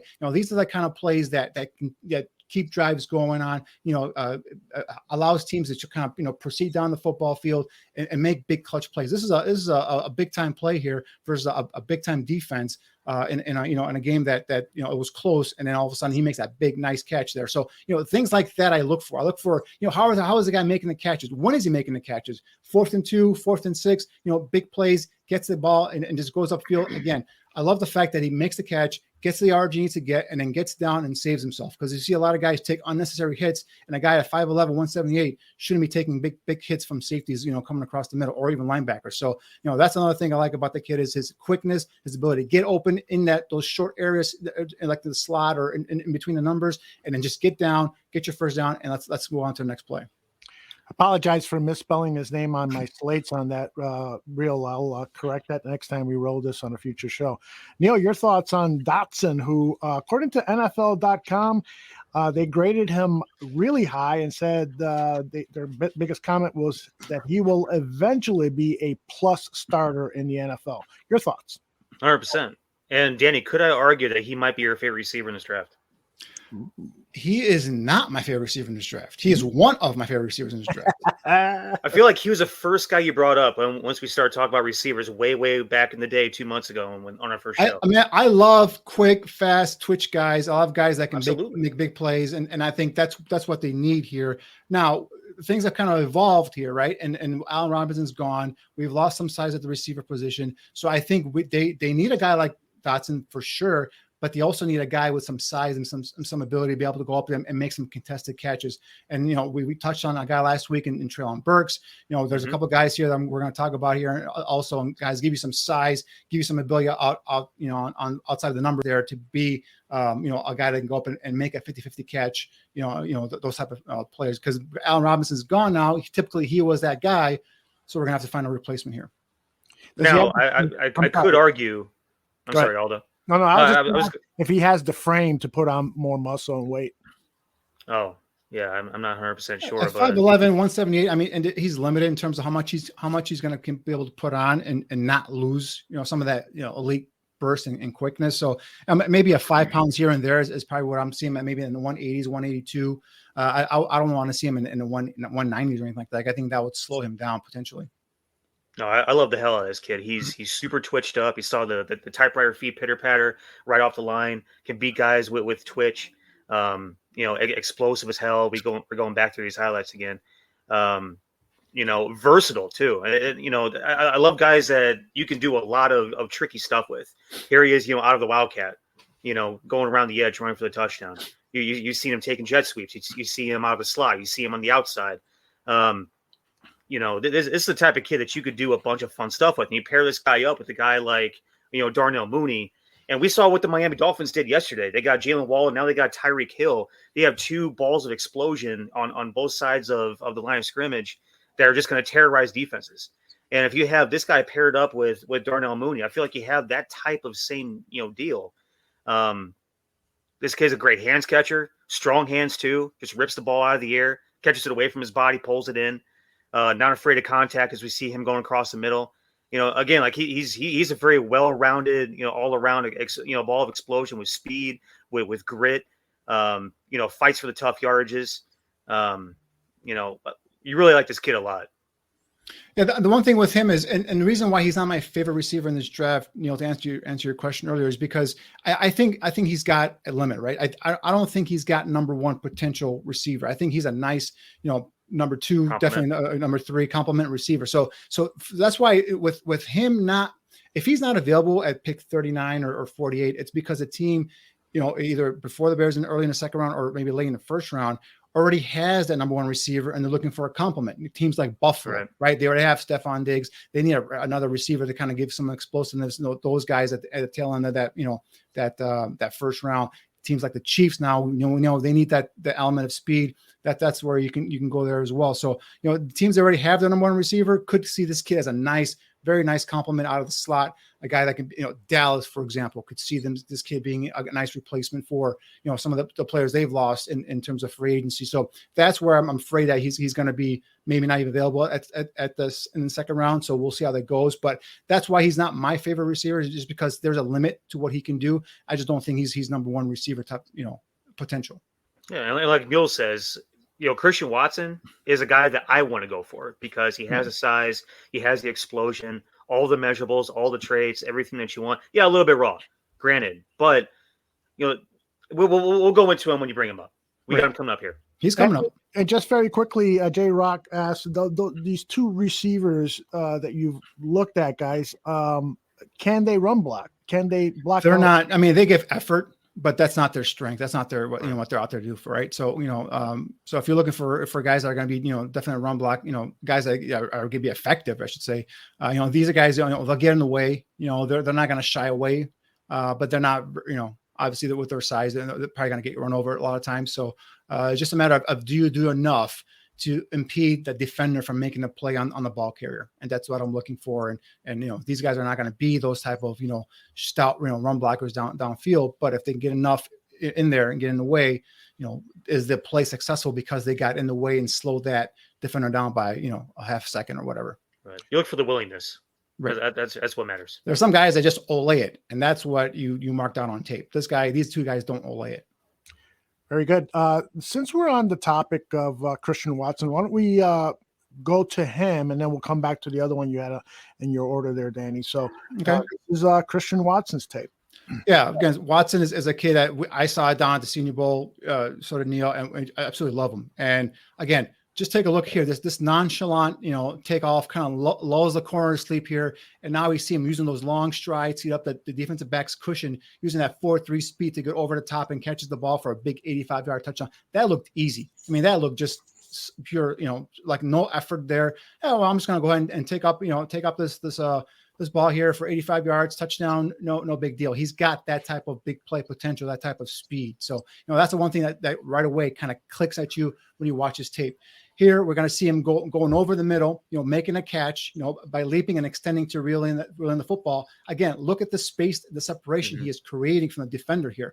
It takes a big hit, but then gets right back up and displays some of that competitiveness, that toughness that you want to see in your receiver. So again, big time windows. And that's the thing you want when you put his tape on, he is creating big time separation. Now, some might say he's playing at that division, the Division II football that he's playing at, that level of football, I should say, he's playing at is not obviously, SEC quality and all that stuff, but still, you got guys too. You got scholarship guys too there. There's a lot of guys that have come up from the FCS that have been NFL all pros and NFL starters. So you got to respect that as well here.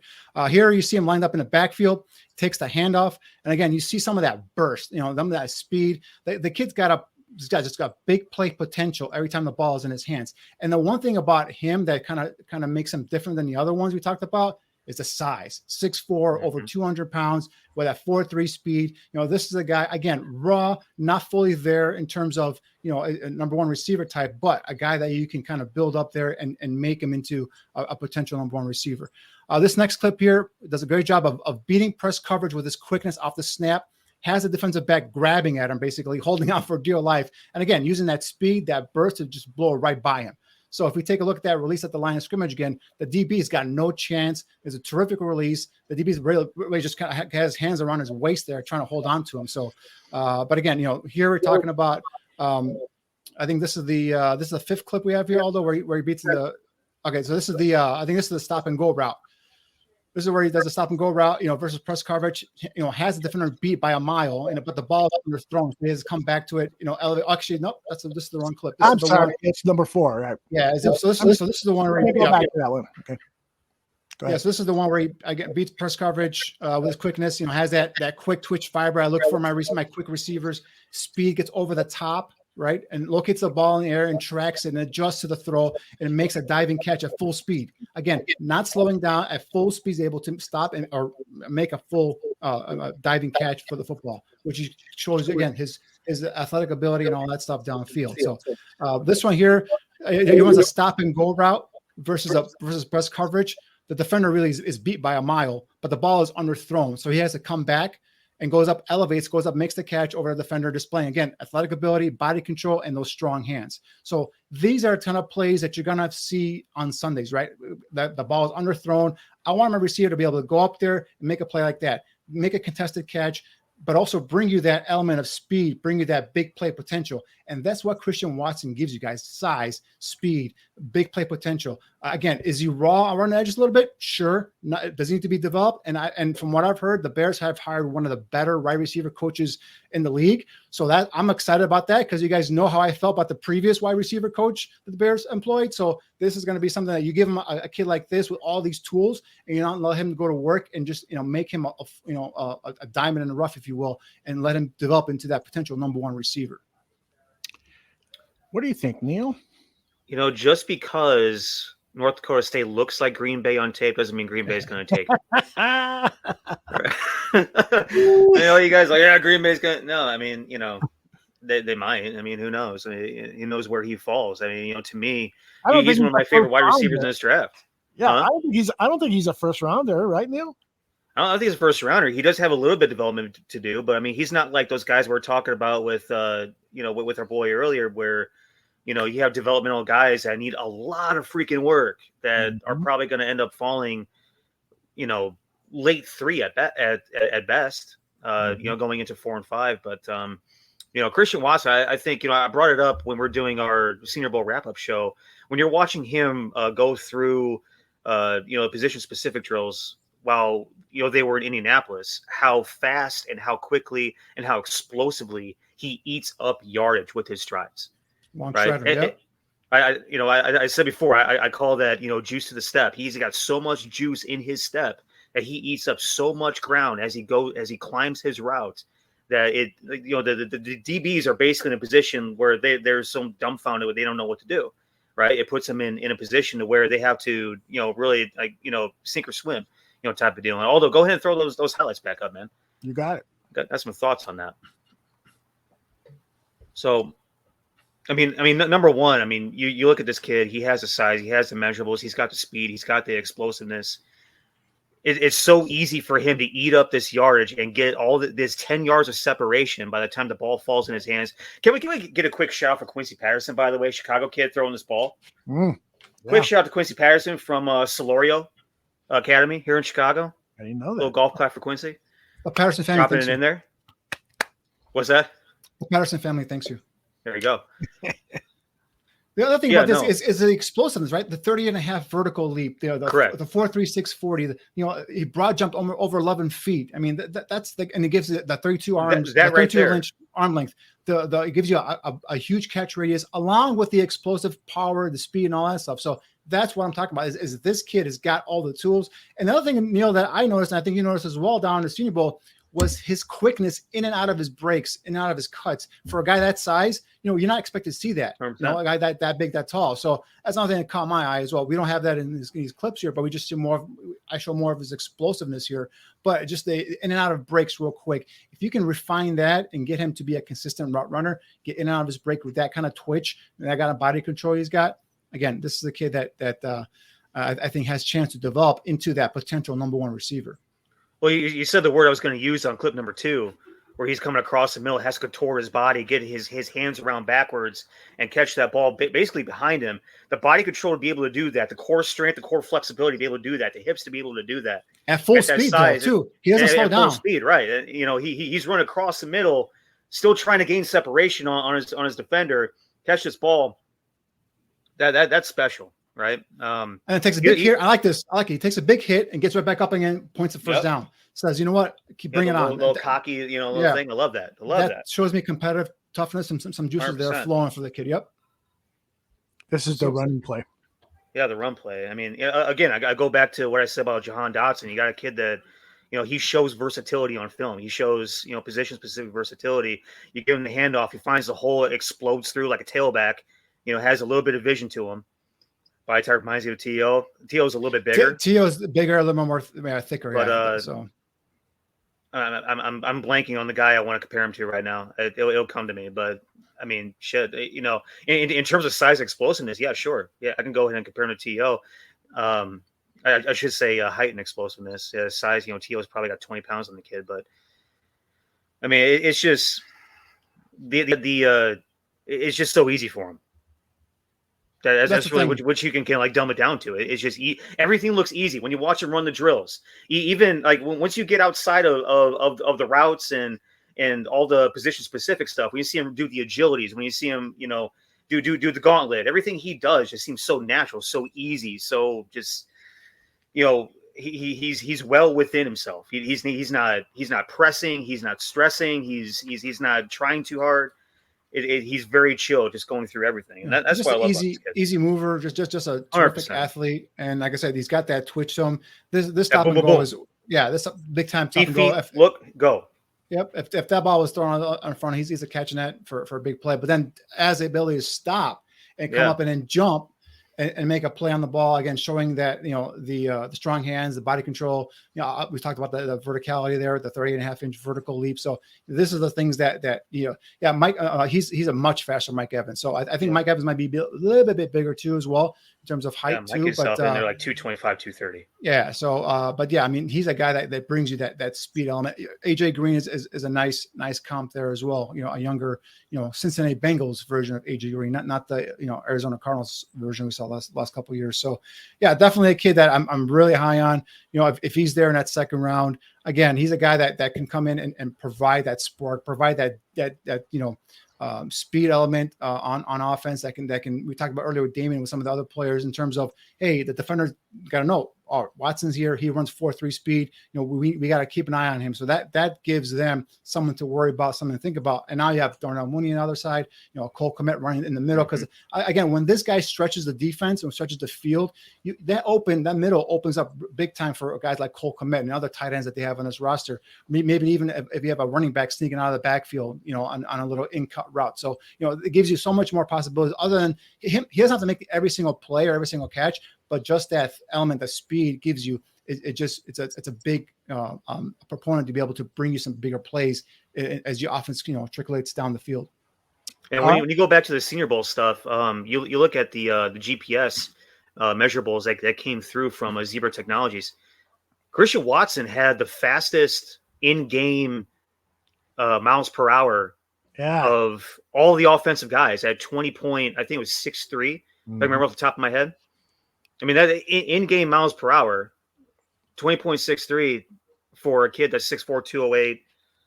I mean, we saw what he did at the combine. He's legit fast. He's legit explosive. All the measurables show it.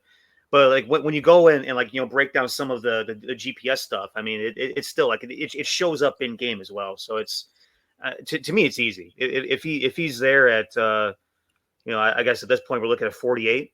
39 or 48. I mean, 39. I don't know. I still want to take an offensive lineman. I want to take a left tackle at 39, offensive guard at 39. It'd be hard to pass him up at 39, but if he's there at 48, I think that's a no-brainer. I don't know about you, Danny. Yeah, for me, again, like your point there, we got to see what they do. Do they have a veteran left tackle in here? We talked about, maybe a Teron Armstead, but that's gone. I know Dwayne Brown's out there. I know Fisher's out there, and I know they're not the same players as they were before, but you need a veteran presence there. Even if you're going to bring in a guy in the later rounds of the draft to kind of compete and kind of coach up, right? So that's the thing that still worries me is that left tackle position. For me, it's going to be offensive, defensive line. The other thing is defensive. Last time we were on the show, we were raving about the Larry Ogunjobi signing. Obviously, lo and behold, next day he fails his physical and he's not part of the team anymore. So now we move on to Justin Jones, who, by the way, when we were down in Mobile, Aldo, I remember you and I were talking about this guy. He was on with the crop top, running sideline to sideline, making plays like a madman. Oh. And he just wasn't a fit for the Bears at the time because he was more of a 3 technique. And lo and behold, now things turn around and he's now a Bear. So I think he's a guy that could probably be a part of a rotation. I just would be hard for me to kind of rely on him as my true 3 technique as my full-time starter, as a part of a rotation, a guy that can be paired inside with another explosive defensive tackle. That's something that I would be, really interested in. So again, with pick 39, are we still looking for a defensive tackle, or are we, is that an area of need? Because again, this defense does not go without a 3 technique, a true disruptive 3 technique. So that's the thing is are they good there? Or do we go for a guy like a Travis Jones? Do we go for a guy like, like I've talked about Logan Hall, so other defensive linemen that are going to be available there. So, if Ryan Poles sticks to his word, he's going to look at that offensive line and defensive line with probably that first pick is my guess. And then from there, you can kind of go on and now start filling needs, right? Talk about, receiver, talking about, corner and all other positions. So, that's the thing is what is the Bears roster at? When that pick 39 comes up, is it going to be, is there still a need at left tackle? Is there still a need at guard? Obviously they signed Bates to that offer sheet today. We'll see how that goes in terms of Buffalo matches it, because that could fill an interior, offensive line position there for them. So potentially, we'll see how that, goes. But again, for me, offensive, defensive line is my top priority. Get those spots filled in. And then we go receivers. Cause like I said earlier, receivers, you can find guys. These are guys I've just today that I've marked that could be available in the second round. A couple of guys near the end, maybe third round range. But again, there's going to be receivers third, fourth round that you can bring in here and give you what we're talking about, explosive plays.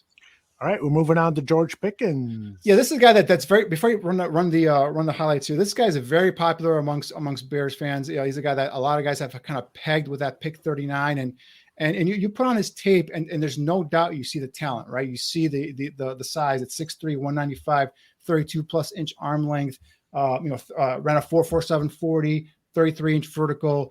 But there's some background here with George Pickens and maybe Niel, you can chime in here. This is a kid is a very talented kid, but was a 5-star recruit coming out of high school, but was suspended back in 2019 from team rules, and then came back and then got suspended again for punching a player in the game. So there's some maturity things that we want to be careful here. So I'm sure the Bears are going to vet this kid out, but you took a look at his talent. Here he does best here.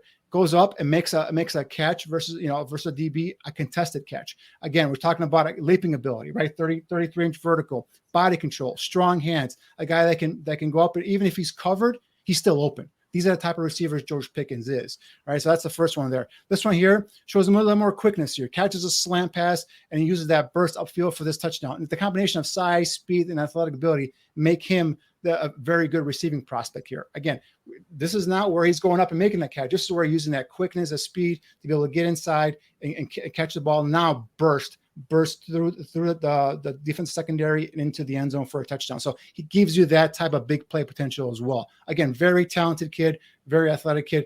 The other thing is we'll get to after the highlights here, but there's some other things about him that I really do like and that he showed this year.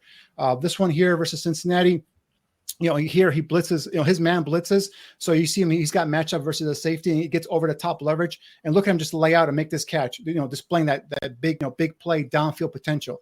So again, speed, quickness, his man goes inside. He knows he's going to go deep. He's got a safety line up against him. Quarterback does a good job of just laying it out there for him a little bit too far. Again, tracks the ball over his shoulder, which you want to see receivers do, and then does that, lays out, makes a catch, terrific catch, again, showing his hands and his ability to go ahead and make those typical plays downfield. This one here, so this is where I marked this as a bad play. For me, I see some mental lapses and some laziness in this tape, and that could be just maturity. That could just be maturity. Again, this was 2 years. This tape was from 2 years ago. So again, for me here, he doesn't make a play at the ball. If you're not gonna make a catch, right? If it's a poorly thrown ball, as a receiver, you turn DB here. You make sure that ball is not caught by the defensive back, and that it goes ahead and becomes an incompletion. Luckily, it became that at the end here, but I just saw a lack of effort there. I just saw him not really trying to go after that football. So I marked that down as a negative for me on his tape, and I do see some of that on his tape as well in terms of loafing. So a good call, Cliff. I do see some of that loafing on his tape there. So that's a negative play for me. I want to see a bigger effort from our receiver, especially my potential star number one receiver, especially in the red zone. You don't want to give up an interception there in the red zone. You got to help your quarterback out. This play here, you can see him here lined up to the outside, and he brings that type of versatility. You can see him going inside in the slot. You can see him lined up outside the numbers. He was inside the slot here, and he runs that route right behind that linebacker. Goes a nice job of getting behind the linebacker, getting some depth there, but then cutting in front of the safety and giving his receiver an opportunity to get that ball over that second level into that third level. And again, showing that natural athletic ability, right? Being able to go up there, long arms, 32+ inch arm length, 33-inch vertical leap, 6'2" frame. Guy goes up there and makes a catch. So it gives you this type of red zone target, guys. It gives you a big body receiver. We talked about earlier. We want some guys that can go up there and make these kind of plays and contested catches in tight quarters. We had that with Allen Robinson. He's now gone. Pickens is a guy that potentially gives you some of that ability, along with the speed and the quickness we see in some of the other plays as well. Last clip coming up. Here, this is here when he's engaged and his competitive edge comes out, and I want to show you here how he hustles his ass off downfield, and he sets a block up here. And look, he rides. I think that's Kobe Bryant there. Yeah, he rides him 2-3 yards down the field. And this is what I talk about. When he's engaged, when he's competitive, when his juices are flowing, you see stuff like this on film. And we earlier had a question about blocking receivers. He can do this. Now he can give you this. Does he give you this every single time out? No, because you see him at times where his takeoff at the line of scrimmage is lackadaisical, because you can tell it's a running play or the play's not designed for him. And those are things that you got to have to coach out of him. Now, again, that's 2 years ago. So there's some immaturity there with the kid. We already know he has had some off the field stuff here and there that you have to kind of vet him real well and make sure you're not getting a guy that's going to come in here and cause some issues off the field. The other thing about him, though, and this is something that Niel, I want to talk to you about, is he showed me something this year by coming back from an injury. He tore his ACL in the spring. And he fought his ass and worked his ass off to come back and play the final 3 seasons of the regular season for Georgia, and then also played in the championship game. He wasn't 100%, but he wasn't saying, you know what, I'm not going to go up there and ruin my draft stock potentially and play at not 100%. So that, to me, maybe he's gone over some of the maturity concerns I had, in previous years. Maybe now that he gets it. maybe now this is important to him. And that's to me was a very big positive to see him fight through that torn ACL. He didn't have to do it. He could just be like, you know what, I can come back next year, or I can just go to the draft. We've seen other guys do it. We've seen other guys just kind of like lay down and say, you know what, I'm good. I'm going to rehab. I'm gonna get ready for the draft. No, he came back for the final 3 games. Clearly wasn't 100%. Still had some big catches in the championship game. So again, that to me shows me some competitive juices, some competitive toughness, and some maturity as well. So I'm curious what you thought about that one. Well, yeah, I mean, you know what happens a lot of time, guys, is that when highly competitive, highly athletic, big-time players get sidelined for a long period of time, they get humbled up really quick, you know, and they start to realize what's really important to them, and they don't take it for granted anymore. And I feel like George Pickens kind of had that sort of a, come to Jesus moment, if you will. He's a kid from Hoover, Alabama, went to Hoover High School. And not that every kid coming out of that football program, a very well-coached football program, is a football saint or anything like that. But, he had some good upbringings in the game, if that makes sense. The thing about it is that, like I said, they don't come in the same shape and size and operating system, if you will. Right. So, he probably has his issues in his past, but I'll tell you what, I've seen some kids in my career that, they'd be talkers, they'd be, they'd have a big ego to them. Really athletic, big time players, they get themselves a pretty catastrophic injury, and all of a sudden that attitude shapes up real quick. and it's almost instantaneous in a lot of ways. So, it's a good argument. I'll have to actually look into that a little bit and see what, my down south guys had to say about what they found out in the, the character, process. But, the thing about George Pickens is that, when you're looking at that film, in terms of how he runs routes, it's, kind of the same way that I describe, Christian Watson a little bit. It's very smooth. It's very easy. He's more refined because he's been coached up better. He's been in a better program. He runs a bigger variety of the tree. His talent. He's much more well developed, and on the front end, he's a lot more talented. Christian Watson had to become a guy. George Pickens was a guy on the front end. You know what I mean? Like he was this guy from the very beginning. He was a big time player once he came in. So I think that's the only difference, really. The only thing with both those guys is their talent pops on film for you. 100%. It's not like you have to kind of see, all right, what do they do well here and there? You can just see both are smooth, easy gliders. Both have explosive, bursts and get off at the line of scrimmage. Both are able to extend away from the frames, make catches like that at full speed. That's the things you want to see. That talent just oozes out of these players. Like I said, this kid's played in a bigger program, a bigger conference, and probably more well coached up. Probably will come in and probably maybe give you more of an impact quicker, maybe possibly. And then Christian Watson probably needs them a little bit more, coaching or whatnot. But not that he won't be impactful as a rookie, but I expect George Pickens, if he's healthy, to come in and make plays week 1 basically for the Bears. So if they select them, but again, he's a guy that's very popular amongst Bears fans in terms of mock drafts, in terms of guys they want.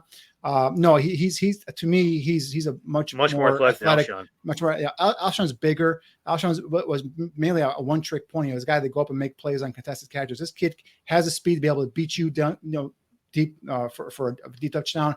Can also go up and make those plays, those body control, those 50-50, plays downfield as well. So he gives you a lot of what Allen Robinson gave you at a much younger age. So this is a kid that I think will get ideal fit in the offense because of the fact that, again, his skill set is Allen Robinson. Again, when you see stuff like this, when his competitiveness is on high and his motor's running, kid can do anything he wants on the football field. He can block. He can run for a touchdown. You can give him a jet sweep, and he can, he's got the ability, the speed to be able to get downfield and make plays out of there as well. So he's that talented. Again, he was a 5-star recruit coming out of high school. So, talent's always been there.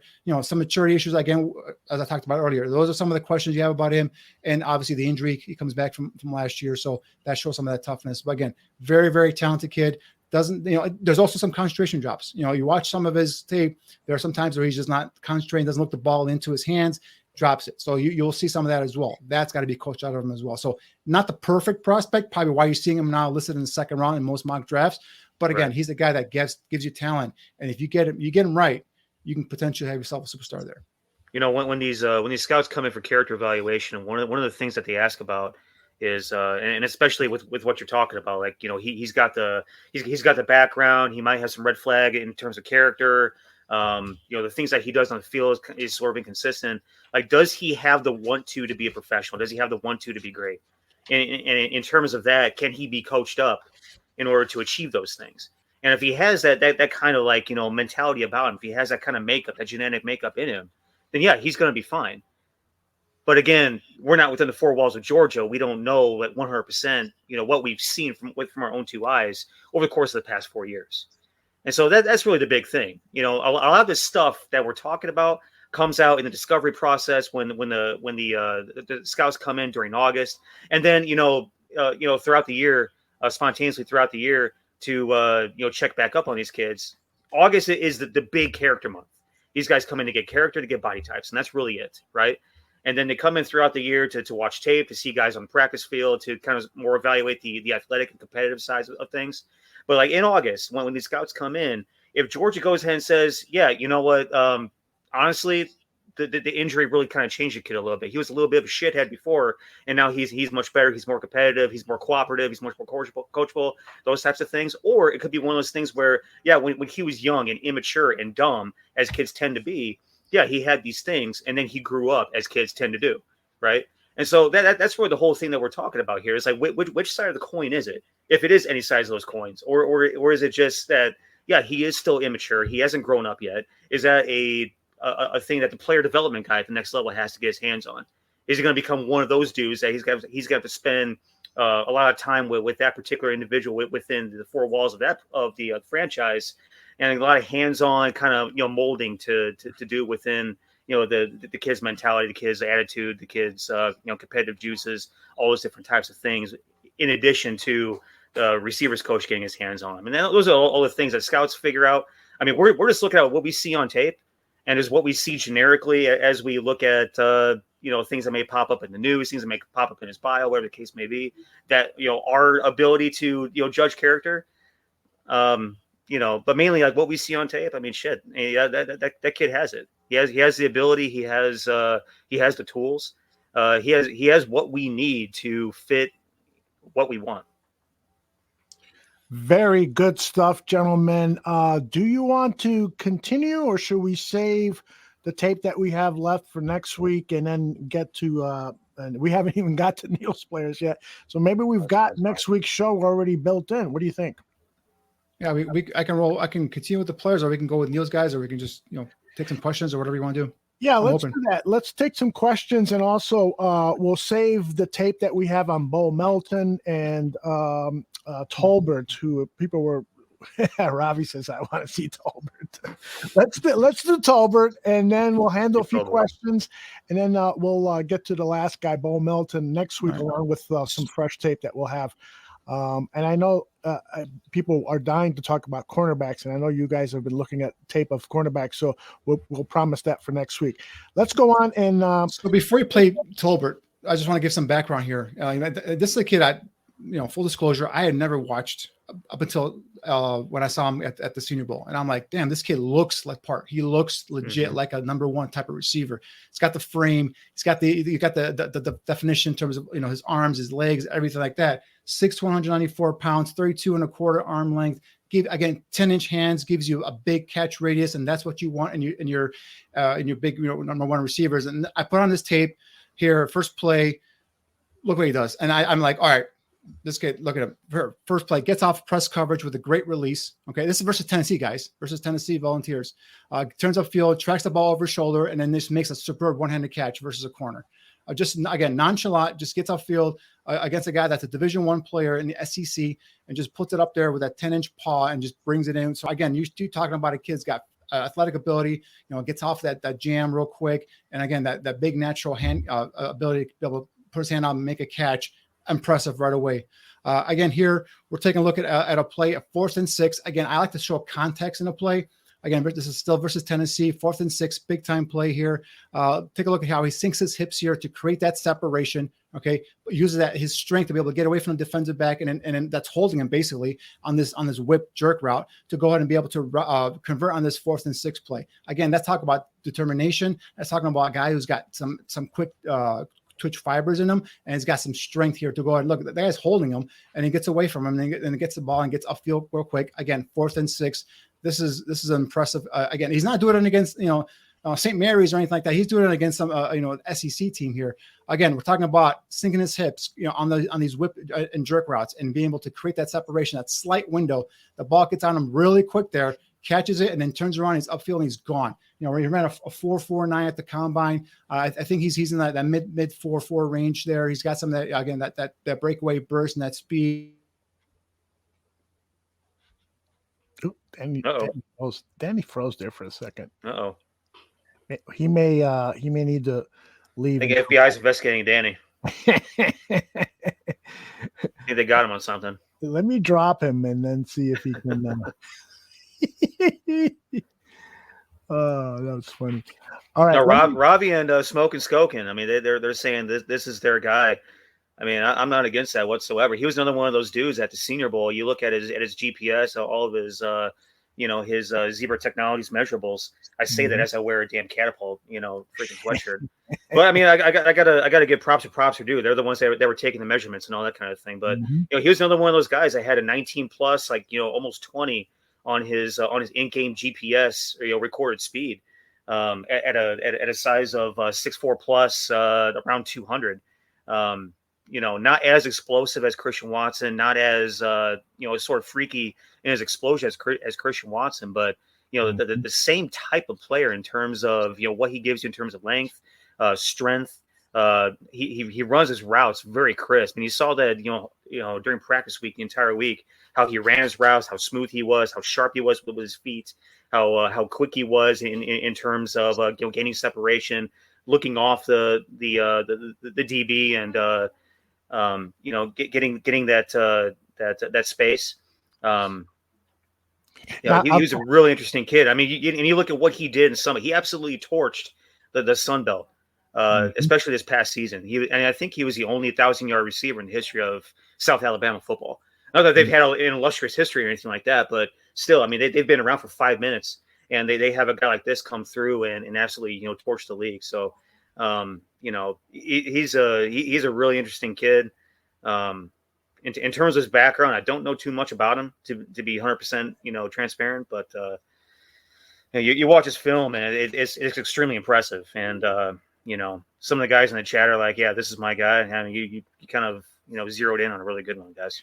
Neil, what's amazing about that tape against Tennessee is how often they were holding him. It was like, no flags.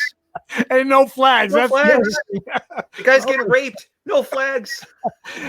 This is a play that Danny wanted to highlight coming up here because he says if the quarterback is this the play?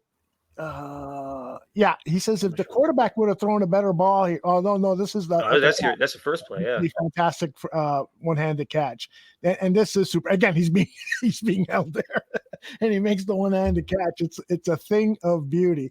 And I'm really glad, again, like Neil said, that you guys in the chat room brought this guy up because this is a guy to definitely watch. He's got adequate size at 6'1", almost 200 pounds. This is the 4th and 6th play that, again, he's held on, but he's going to make the play and move the chains. Chain movers, that's what you want. I mean, look at that play. No, it's funny. Draw in and out deal. Jesus. Oh man! All right, I'm assuming that Danny's computer is on fire or something like that. FBI got him, man. I don't know what the hell he's got going on in his place, but holy hell! That's right. Let's see if we got a couple of questions we can field here. Neil, you can field. Yeah, sure. So, Toa says, so does Watson sneak into the first round? I don't think so. What do you think, Neil? That's the scary thing is that there's a lot of mocks that are starting to first round the kid. Mm-hmm. And I don't know if they're just doing that to be different or if they're doing that because they have someone in their ear telling them, hey, this is what I'm hearing. This is what we're thinking. This is what we're expecting to happen. You two got him. They got me last week. Hey, YouTube is censoring people these days, man. Danny must have said something too truthful. Hey, Neil, I got a question for you. Have you looked at the tape of? There he is. There's Danny. There he is. My internet just went berserk. I was like, "What is going on?" So I had to restart the router. Yeah, you want to get back to where you left off on tape? Yeah, sure. Yeah, we can go back. This is click, I think 4, right? So you're on clip 4, or is it 5? Again, the combination of size, speed, athletic ability, and strength here to be able to get away. This is what I'm looking for in guys that potentially could be my number one receiver, right? And this is what Jalen Tolbert, gives you here. So again, this one next clip here, small detail. I want to see here how he does it. Oh, this is the one we saw. Okay, this is the one where he goes in, does a nice job of again breaking away with that. Runs away from dudes. Runs away from dudes. Burst, speed. Talk about it again. Strength to go. Holding again. Right, holding again. The ball's on him real quick. Sinks those hips and gets that separation and that whip route, and now just runs away from guys again. Versus Tennessee here. Small detail here I want to show you here. Does it run a nice route to the outside to win that outside leverage. Oh, we're playing the same one again here. I'm moving ahead too fast here for the clip apparently. Hey, they're clips, man. I know. The internet just kind of throw me off here, so I'm all discombobulated. This is the play that you wanted to highlight. What happened? Right. Yeah. Small detail. I just wanted to kind of display here how he runs a nice route to go to win that outside leverage. And if the quarterback was any good here, he would have thrown a nice, easy touchdown. But what it does is, and this is what I picked on Pickens for, right? I picked on Pickens for not making an effort to come back and be able to break up that pass. And again, here, if that ball is thrown well, that's an easy touchdown. But what does he do? He doesn't just frown or put his head down. He comes back, he jumps, and he makes a hell of a play to break up that football. And that's what I'm talking about. And guys like this is what I want to see my number one receivers. If you cannot catch it, the defender should not be able to catch it. And again, nice job for him to go and recognize that the ball's underthrown. It's going to be intercepted if he doesn't go ahead and do something there. So this part here, you see him run a stutter and go here. Shows me he's willing to go ahead and compete downfield with the DB for the football. Just constantly battling downfield, hand battling, if you will.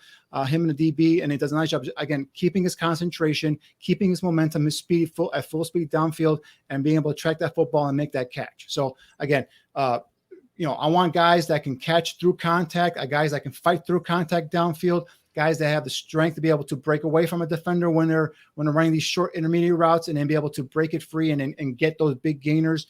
Guys that have the speed to be able to make plays downfield.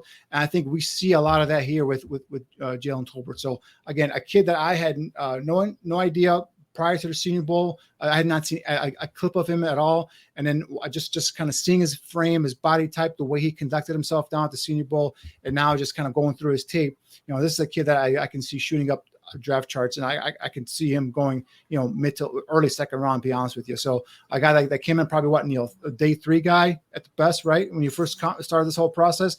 Now I'm talking about a guy potentially going in the second round. So if he falls in that third round, if he's there at pick 71, that's a steal for us, for the Bears, to get him at 71. So, you put on his tape, there are some drops here and there, but nothing really that alarms me. Unlike Pickens, where you saw some concentration drops, or there were just like balls that he kind of just, you could see he was not looking the ball into his hands and all that stuff. So again, there are things he needs to clean up. Sure. Coming from South Alabama, but we saw him going up against SEC versus Tennessee there, and be the man there in that football game. So, this is a kid highly talented, love his body, love his frame, gives you that combination of speed, power, and strength, and to be able to make plays down the field. All right, let's see if we can get a question or two, real quick ones, so we can get out of here. B Minor says there were some athletic tight ends at the combine. What do you guys think about drafting one in the later rounds? Have you guys had a chance to look at tight ends? And do you think that, well, first of all, the Bears need a young developmental tight end. But do you invest in one in the, say, 6th round? I don't think we have a 7th rounder this year. Do you invest in one in the 6th round? What do you guys think? Well, for me, I mean, unfortunately, right now, there's not enough picks right now. There's way too many holes on this roster, not enough picks. Now you're talking about maybe, they trade down a couple of times. Now you got, you go from 6 to maybe 8, 9 picks, and then you want to take a shot at a tight end, sure. But I think you have with Cole Kmet, you have your wide tight end, you have your inline tight end, you have with Jasper Horsted. I mean, they tendered him, so I'm assuming they have a role for Horsted there. I know they were rumblings that they kind of contacted Tunyon before he ended up signing back with the Packers. So I think they were looking, or at least, seeing if he was interest there. Obviously, Tunyon coming off the ACL injury. So I would think they would look for another inline blocking tight end. Possibly, go get it. Maybe get another flex tight end, but we'll see what happens. So, but at the current state right now, to answer your question, at the current projection with only 6 picks, I can't use one on a tight end at this moment right now. Cliff says that's why I strongly suggest dropping down a couple of times. We need players for more than one spot. Greg Gabriel feels like there might be the possibility of trading Robert Quinn, now that they've brought in Muhammad, and maybe you can get even more value than you got from the Khalil Mack trade because of the contract situation. Would you guys be in favor of seeing Quinn moved for maybe like a second rounder and a fourth rounder? I hate to lose a guy like Robert Quinn. You're really decimating the defense by taking this Poles approach to rebuilding the team. But what do you guys think? For me personally, I thought Quinn was a goner initially. I thought he was, of the two between him and Mack, I thought he was going to be the guy that was going to be traded. But obviously Mack was the first one to go. So, you trade Quinn. He's a guy that I don't think his value is going to be any more higher than he is now, right? Coming off 18.5 sacks, I think this is, if you're going to cash in your chips, this is the time to do it. So, we've talked about this, right? This is not they're not setting this up to be a competitive season next year. They're setting it up to be, a season where they lay the foundation, where they get their coaches staff in there, they get their people in there, and they start telling these players what to expect moving on. So, if that's the case, if that's going to be something where you're going to be a team that wins 5, 6, 7 games, then you can possibly think about moving Robert Quinn. But my main thing is if you're going to build this team, you got to build it from the inside out. You got to build it from the offensive line and defensive line. So if you're going to be getting rid of a player like Robert Quinn, Muhammad is a solid rotational pickup. I don't know if I can just put him there and just count on him to be my starter for 17 games. He hasn't done, he's been productive in a limited capacity. I think he was their starter last year for the Colts, that is. So, I don't know. I have some questions there, right? Travis Gibson is a young guy that I think we saw, take nice, leaps forward in terms of his career. Had 7 sacks once Mack was gone. He was a starter opposite Robert Quinn, and he had 7 sacks this year. So if he can continue to get better, I think you have potentially, 2 guys there that you can start. If you go and get these picks, and now you're going to make defensive end priority in the draft as well, because you're going to have to bring another guy here that's going to be able to be part of a rotation. So, you're going to take away Quinn. Depends on what you get. If you get a deal like, for example, the Tyreek Hill deal, that was a deal that the Chiefs could not pass up. There's no way you could pass up, 5 picks for one receiver. So if you get I'm not saying you get 5 picks for Robert Quinn, but if you get a deal that's just too good to pass up, I think Aldo, you put out there a 2 and a 4, right? And you feel like that's some terrific value. I think then you go ahead and do it, because again, Robert Quinn's value is not going to be higher than it is, coming off of an 18.5 sack season. Niel, your thoughts on moving Quinn? It's scary, man. It's almost the last piece of the playmakers on defense we had last year that's still there. Exactly. Yeah. Crap. I'm just looking at the roster right now, and in terms of pass rushers, you have him and Gibson, and that's really it. Al-Qadim Muhammad, he's a defensive end, but I wouldn't call him a pass rusher. He's more of an edge setter to me. He's a rotational guy, yeah. Basically a guy that comes in as part of a three-man, Mario Edwards Jr. He's more of a guy to be interior. I think he's going to be a defensive tackle. Edwards Jr. Probably. At 277, it's just and also, is he going to keep his shit together? Is he going to get another assault charge on him or not? You know what I mean? Like he's always a wild card in terms of his conduct off the field. Yeah. It's scary, man, because then you trade away like the last remaining actual playmaking piece of your defense, and it's like, okay, now what do we have now? Travis Gibson had a nice year for a third guy, right? Yep. Can he be the number one? Can he be dependent on to get 7 to 10 sacks, right? You know what I mean? So it's scary, man. It's you're in uncharted territory at that point. But if you're a team, if you think about, because I'm not, like, initially when the question was asked, I'm like, no, you can't show up, because this team is predicated on getting the front four, creating havoc up front. But if you're kind of laying the weeds and saying, all right, this is going to be the year we kind of retool a little bit, we get younger, we get some of these guys some playing time and see what we got here, and then next year we're going to be loaded with cap money, we're going to be loaded with some draft picks. Next year's when we go and we make our move. If you think about it that way, then it makes sense to get a Robert Quinn, because he's not going to be around here probably, going forward. He's not going to be part of your future. So that's where you got to kind of take, pause and say, all right, what team right now is out there? It's desperate for a pass rusher. I think the Chiefs need a pass rusher. I think potentially the Cowboys could be coming around, sniffing around Robert Quinn, because he's obviously familiar with them, and they have multiple picks they can probably trade. So if a team comes and gives you a package, like I said earlier, that you can't refuse, you're gonna have to do it, even though it's gonna cause you, in the short term, in terms of next year, probably not having a decent pass rusher. We'll see what happens, but I just we'll got to see what is there in terms of package that's being presented to Ryan Poles. Now, we said, though, I mean, going back to every show I think we've had since we started back up in January, every single show we've had, we've admitted that this roster is going to be kind of rough around the edges, whatever way you slice it, going forward into August and then into September. Let's not be expecting something that's actually going to win a lot of games. Mm-hmm. And I said from the very beginning, us as fans, let's just go ahead and temper ourselves a little bit. Let's not get too out of control in terms of our evaluations of what the new GM, his staff, and the coaches are going to do with what they give them, because with what Ryan Pace left in the cabinet, man, it's rough. Mm-hmm. Yep. It is rough terrain with what we're working with right now. And, Poles is kind of, made some, David Blaine shit happen with what little he has had to make happen with. Mm-hmm. And, so far so good in terms of the moves that he's made. So far so good. Mm-hmm. I feel like us as fans, are like a lot of the reactions on Twitter, been a little bit over the top, not to, insanity's extent. So to speak, but let's be patient, guys. He's gonna make some things happen. My one concern is I understand where you're coming from, Neil, and I think Aldo agrees as well, is that this is going to be that adjustment year, if you will. Mm-hmm. But my concern is, all right, you have Justin Fields, and you cannot let Justin Fields just take more lumps, right, as you're kind of putting this thing back together again. So that's been my concern is what are you doing to help Justin Fields here, right? I understand you're going to be trading away veterans and make big money. I understand you're going to take big cap hits this year so that next year you can free up a lot of cap space. I understand maybe you're not going to be big-time players in free agency, so you can maybe recoup some comp picks next year. Fine, I get that part.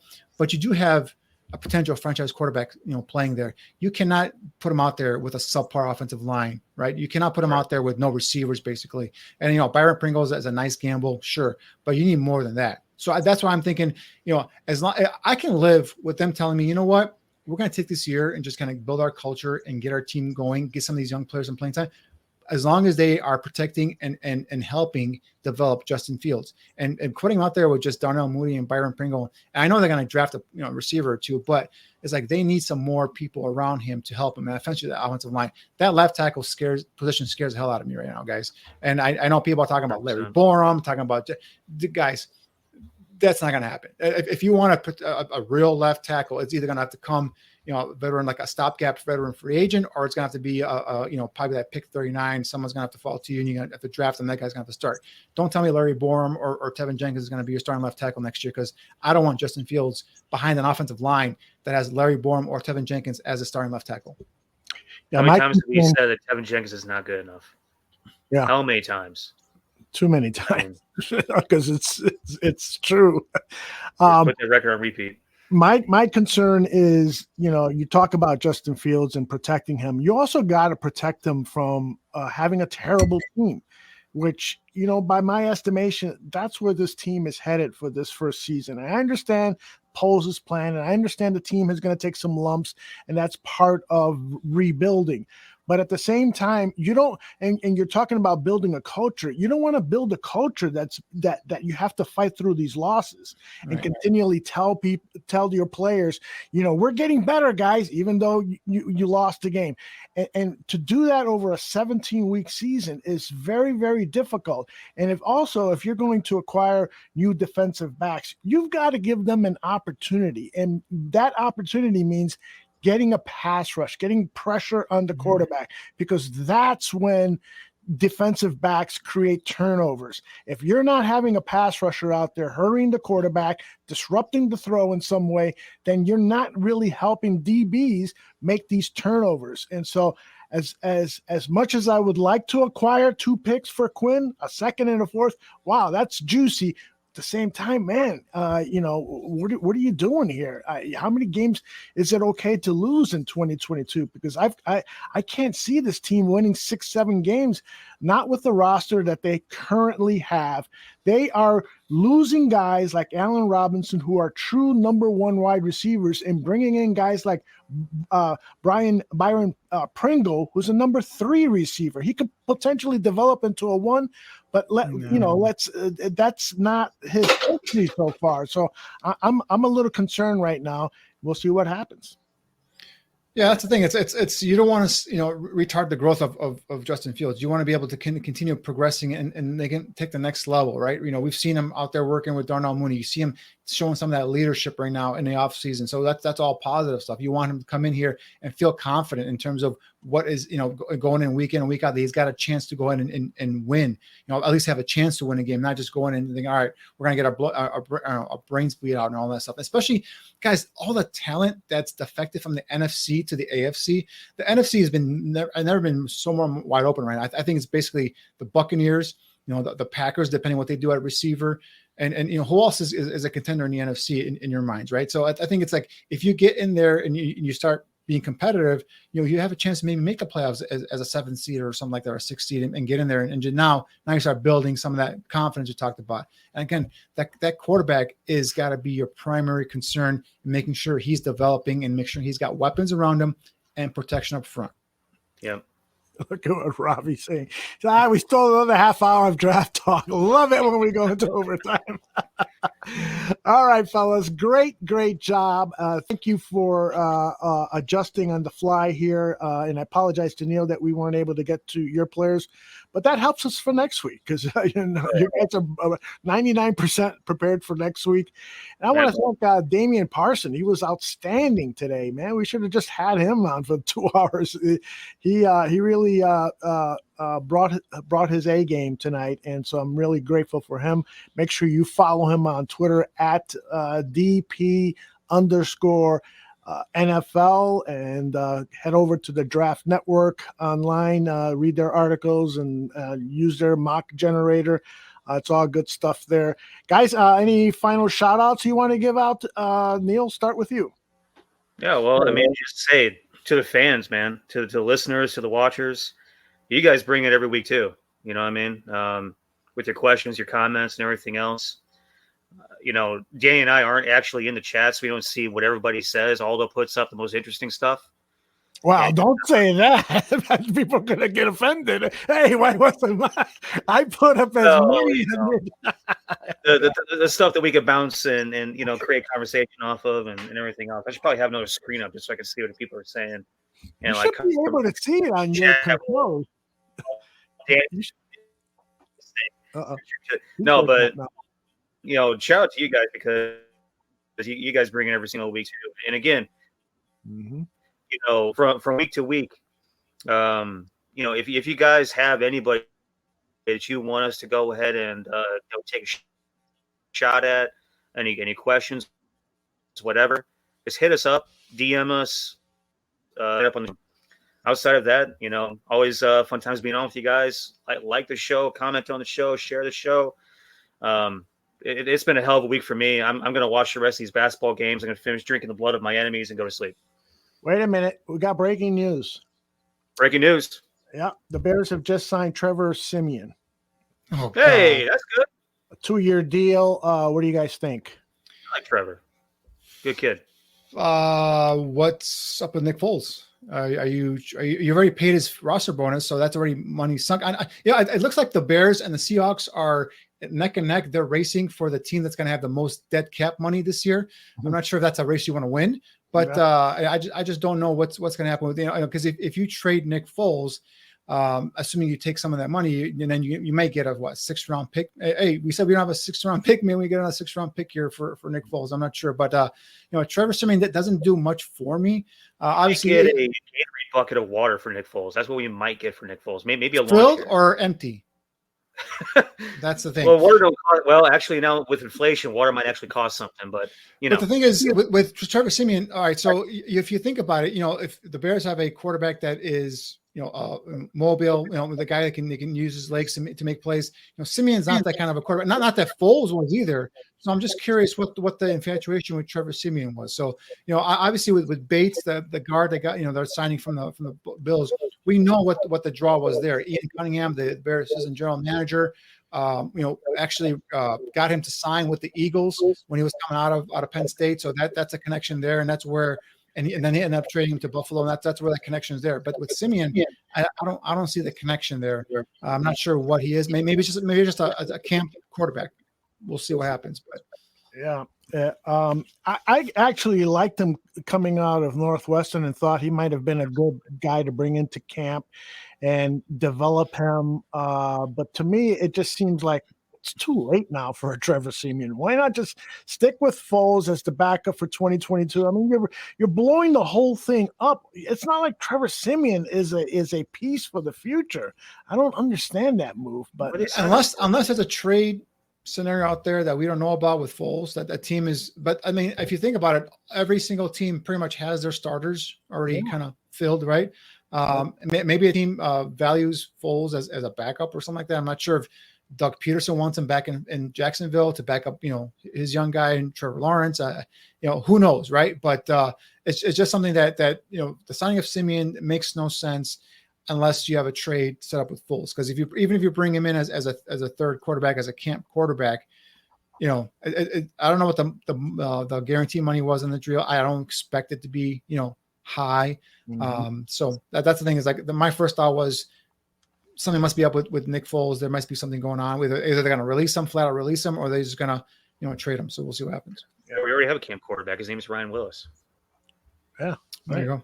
So that's a head scratcher. When he said breaking news, I thought maybe they might have signed an actual player here. I don't think it was going to be Trevor Siemian. Mm-hmm. Yeah, I'm shocked by seeing that. But Brad Biggs reported it 3 minutes ago. Mike McCartney, who is Siemian's agent and a very good friend of Greg Gabriel. So maybe Greg Gabriel will have some insight for us. Greg and I are doing a show Monday at 11 a.m. Central.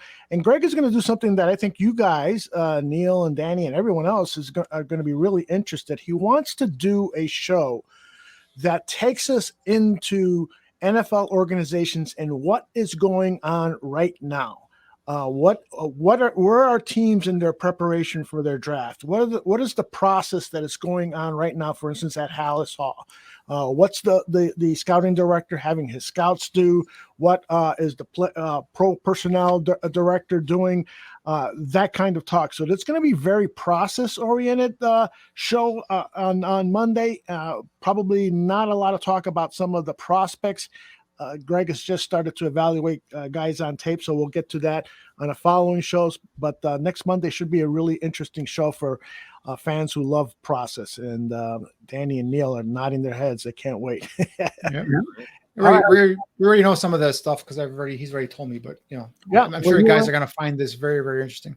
Yeah. So, all right, guys, great job. Again, this show dedicated to our good buddy, Ryan Badgley. Badge, we love you, brother. And that's it for this week's episode of Draft on Tap. We'll see you all next Thursday right here.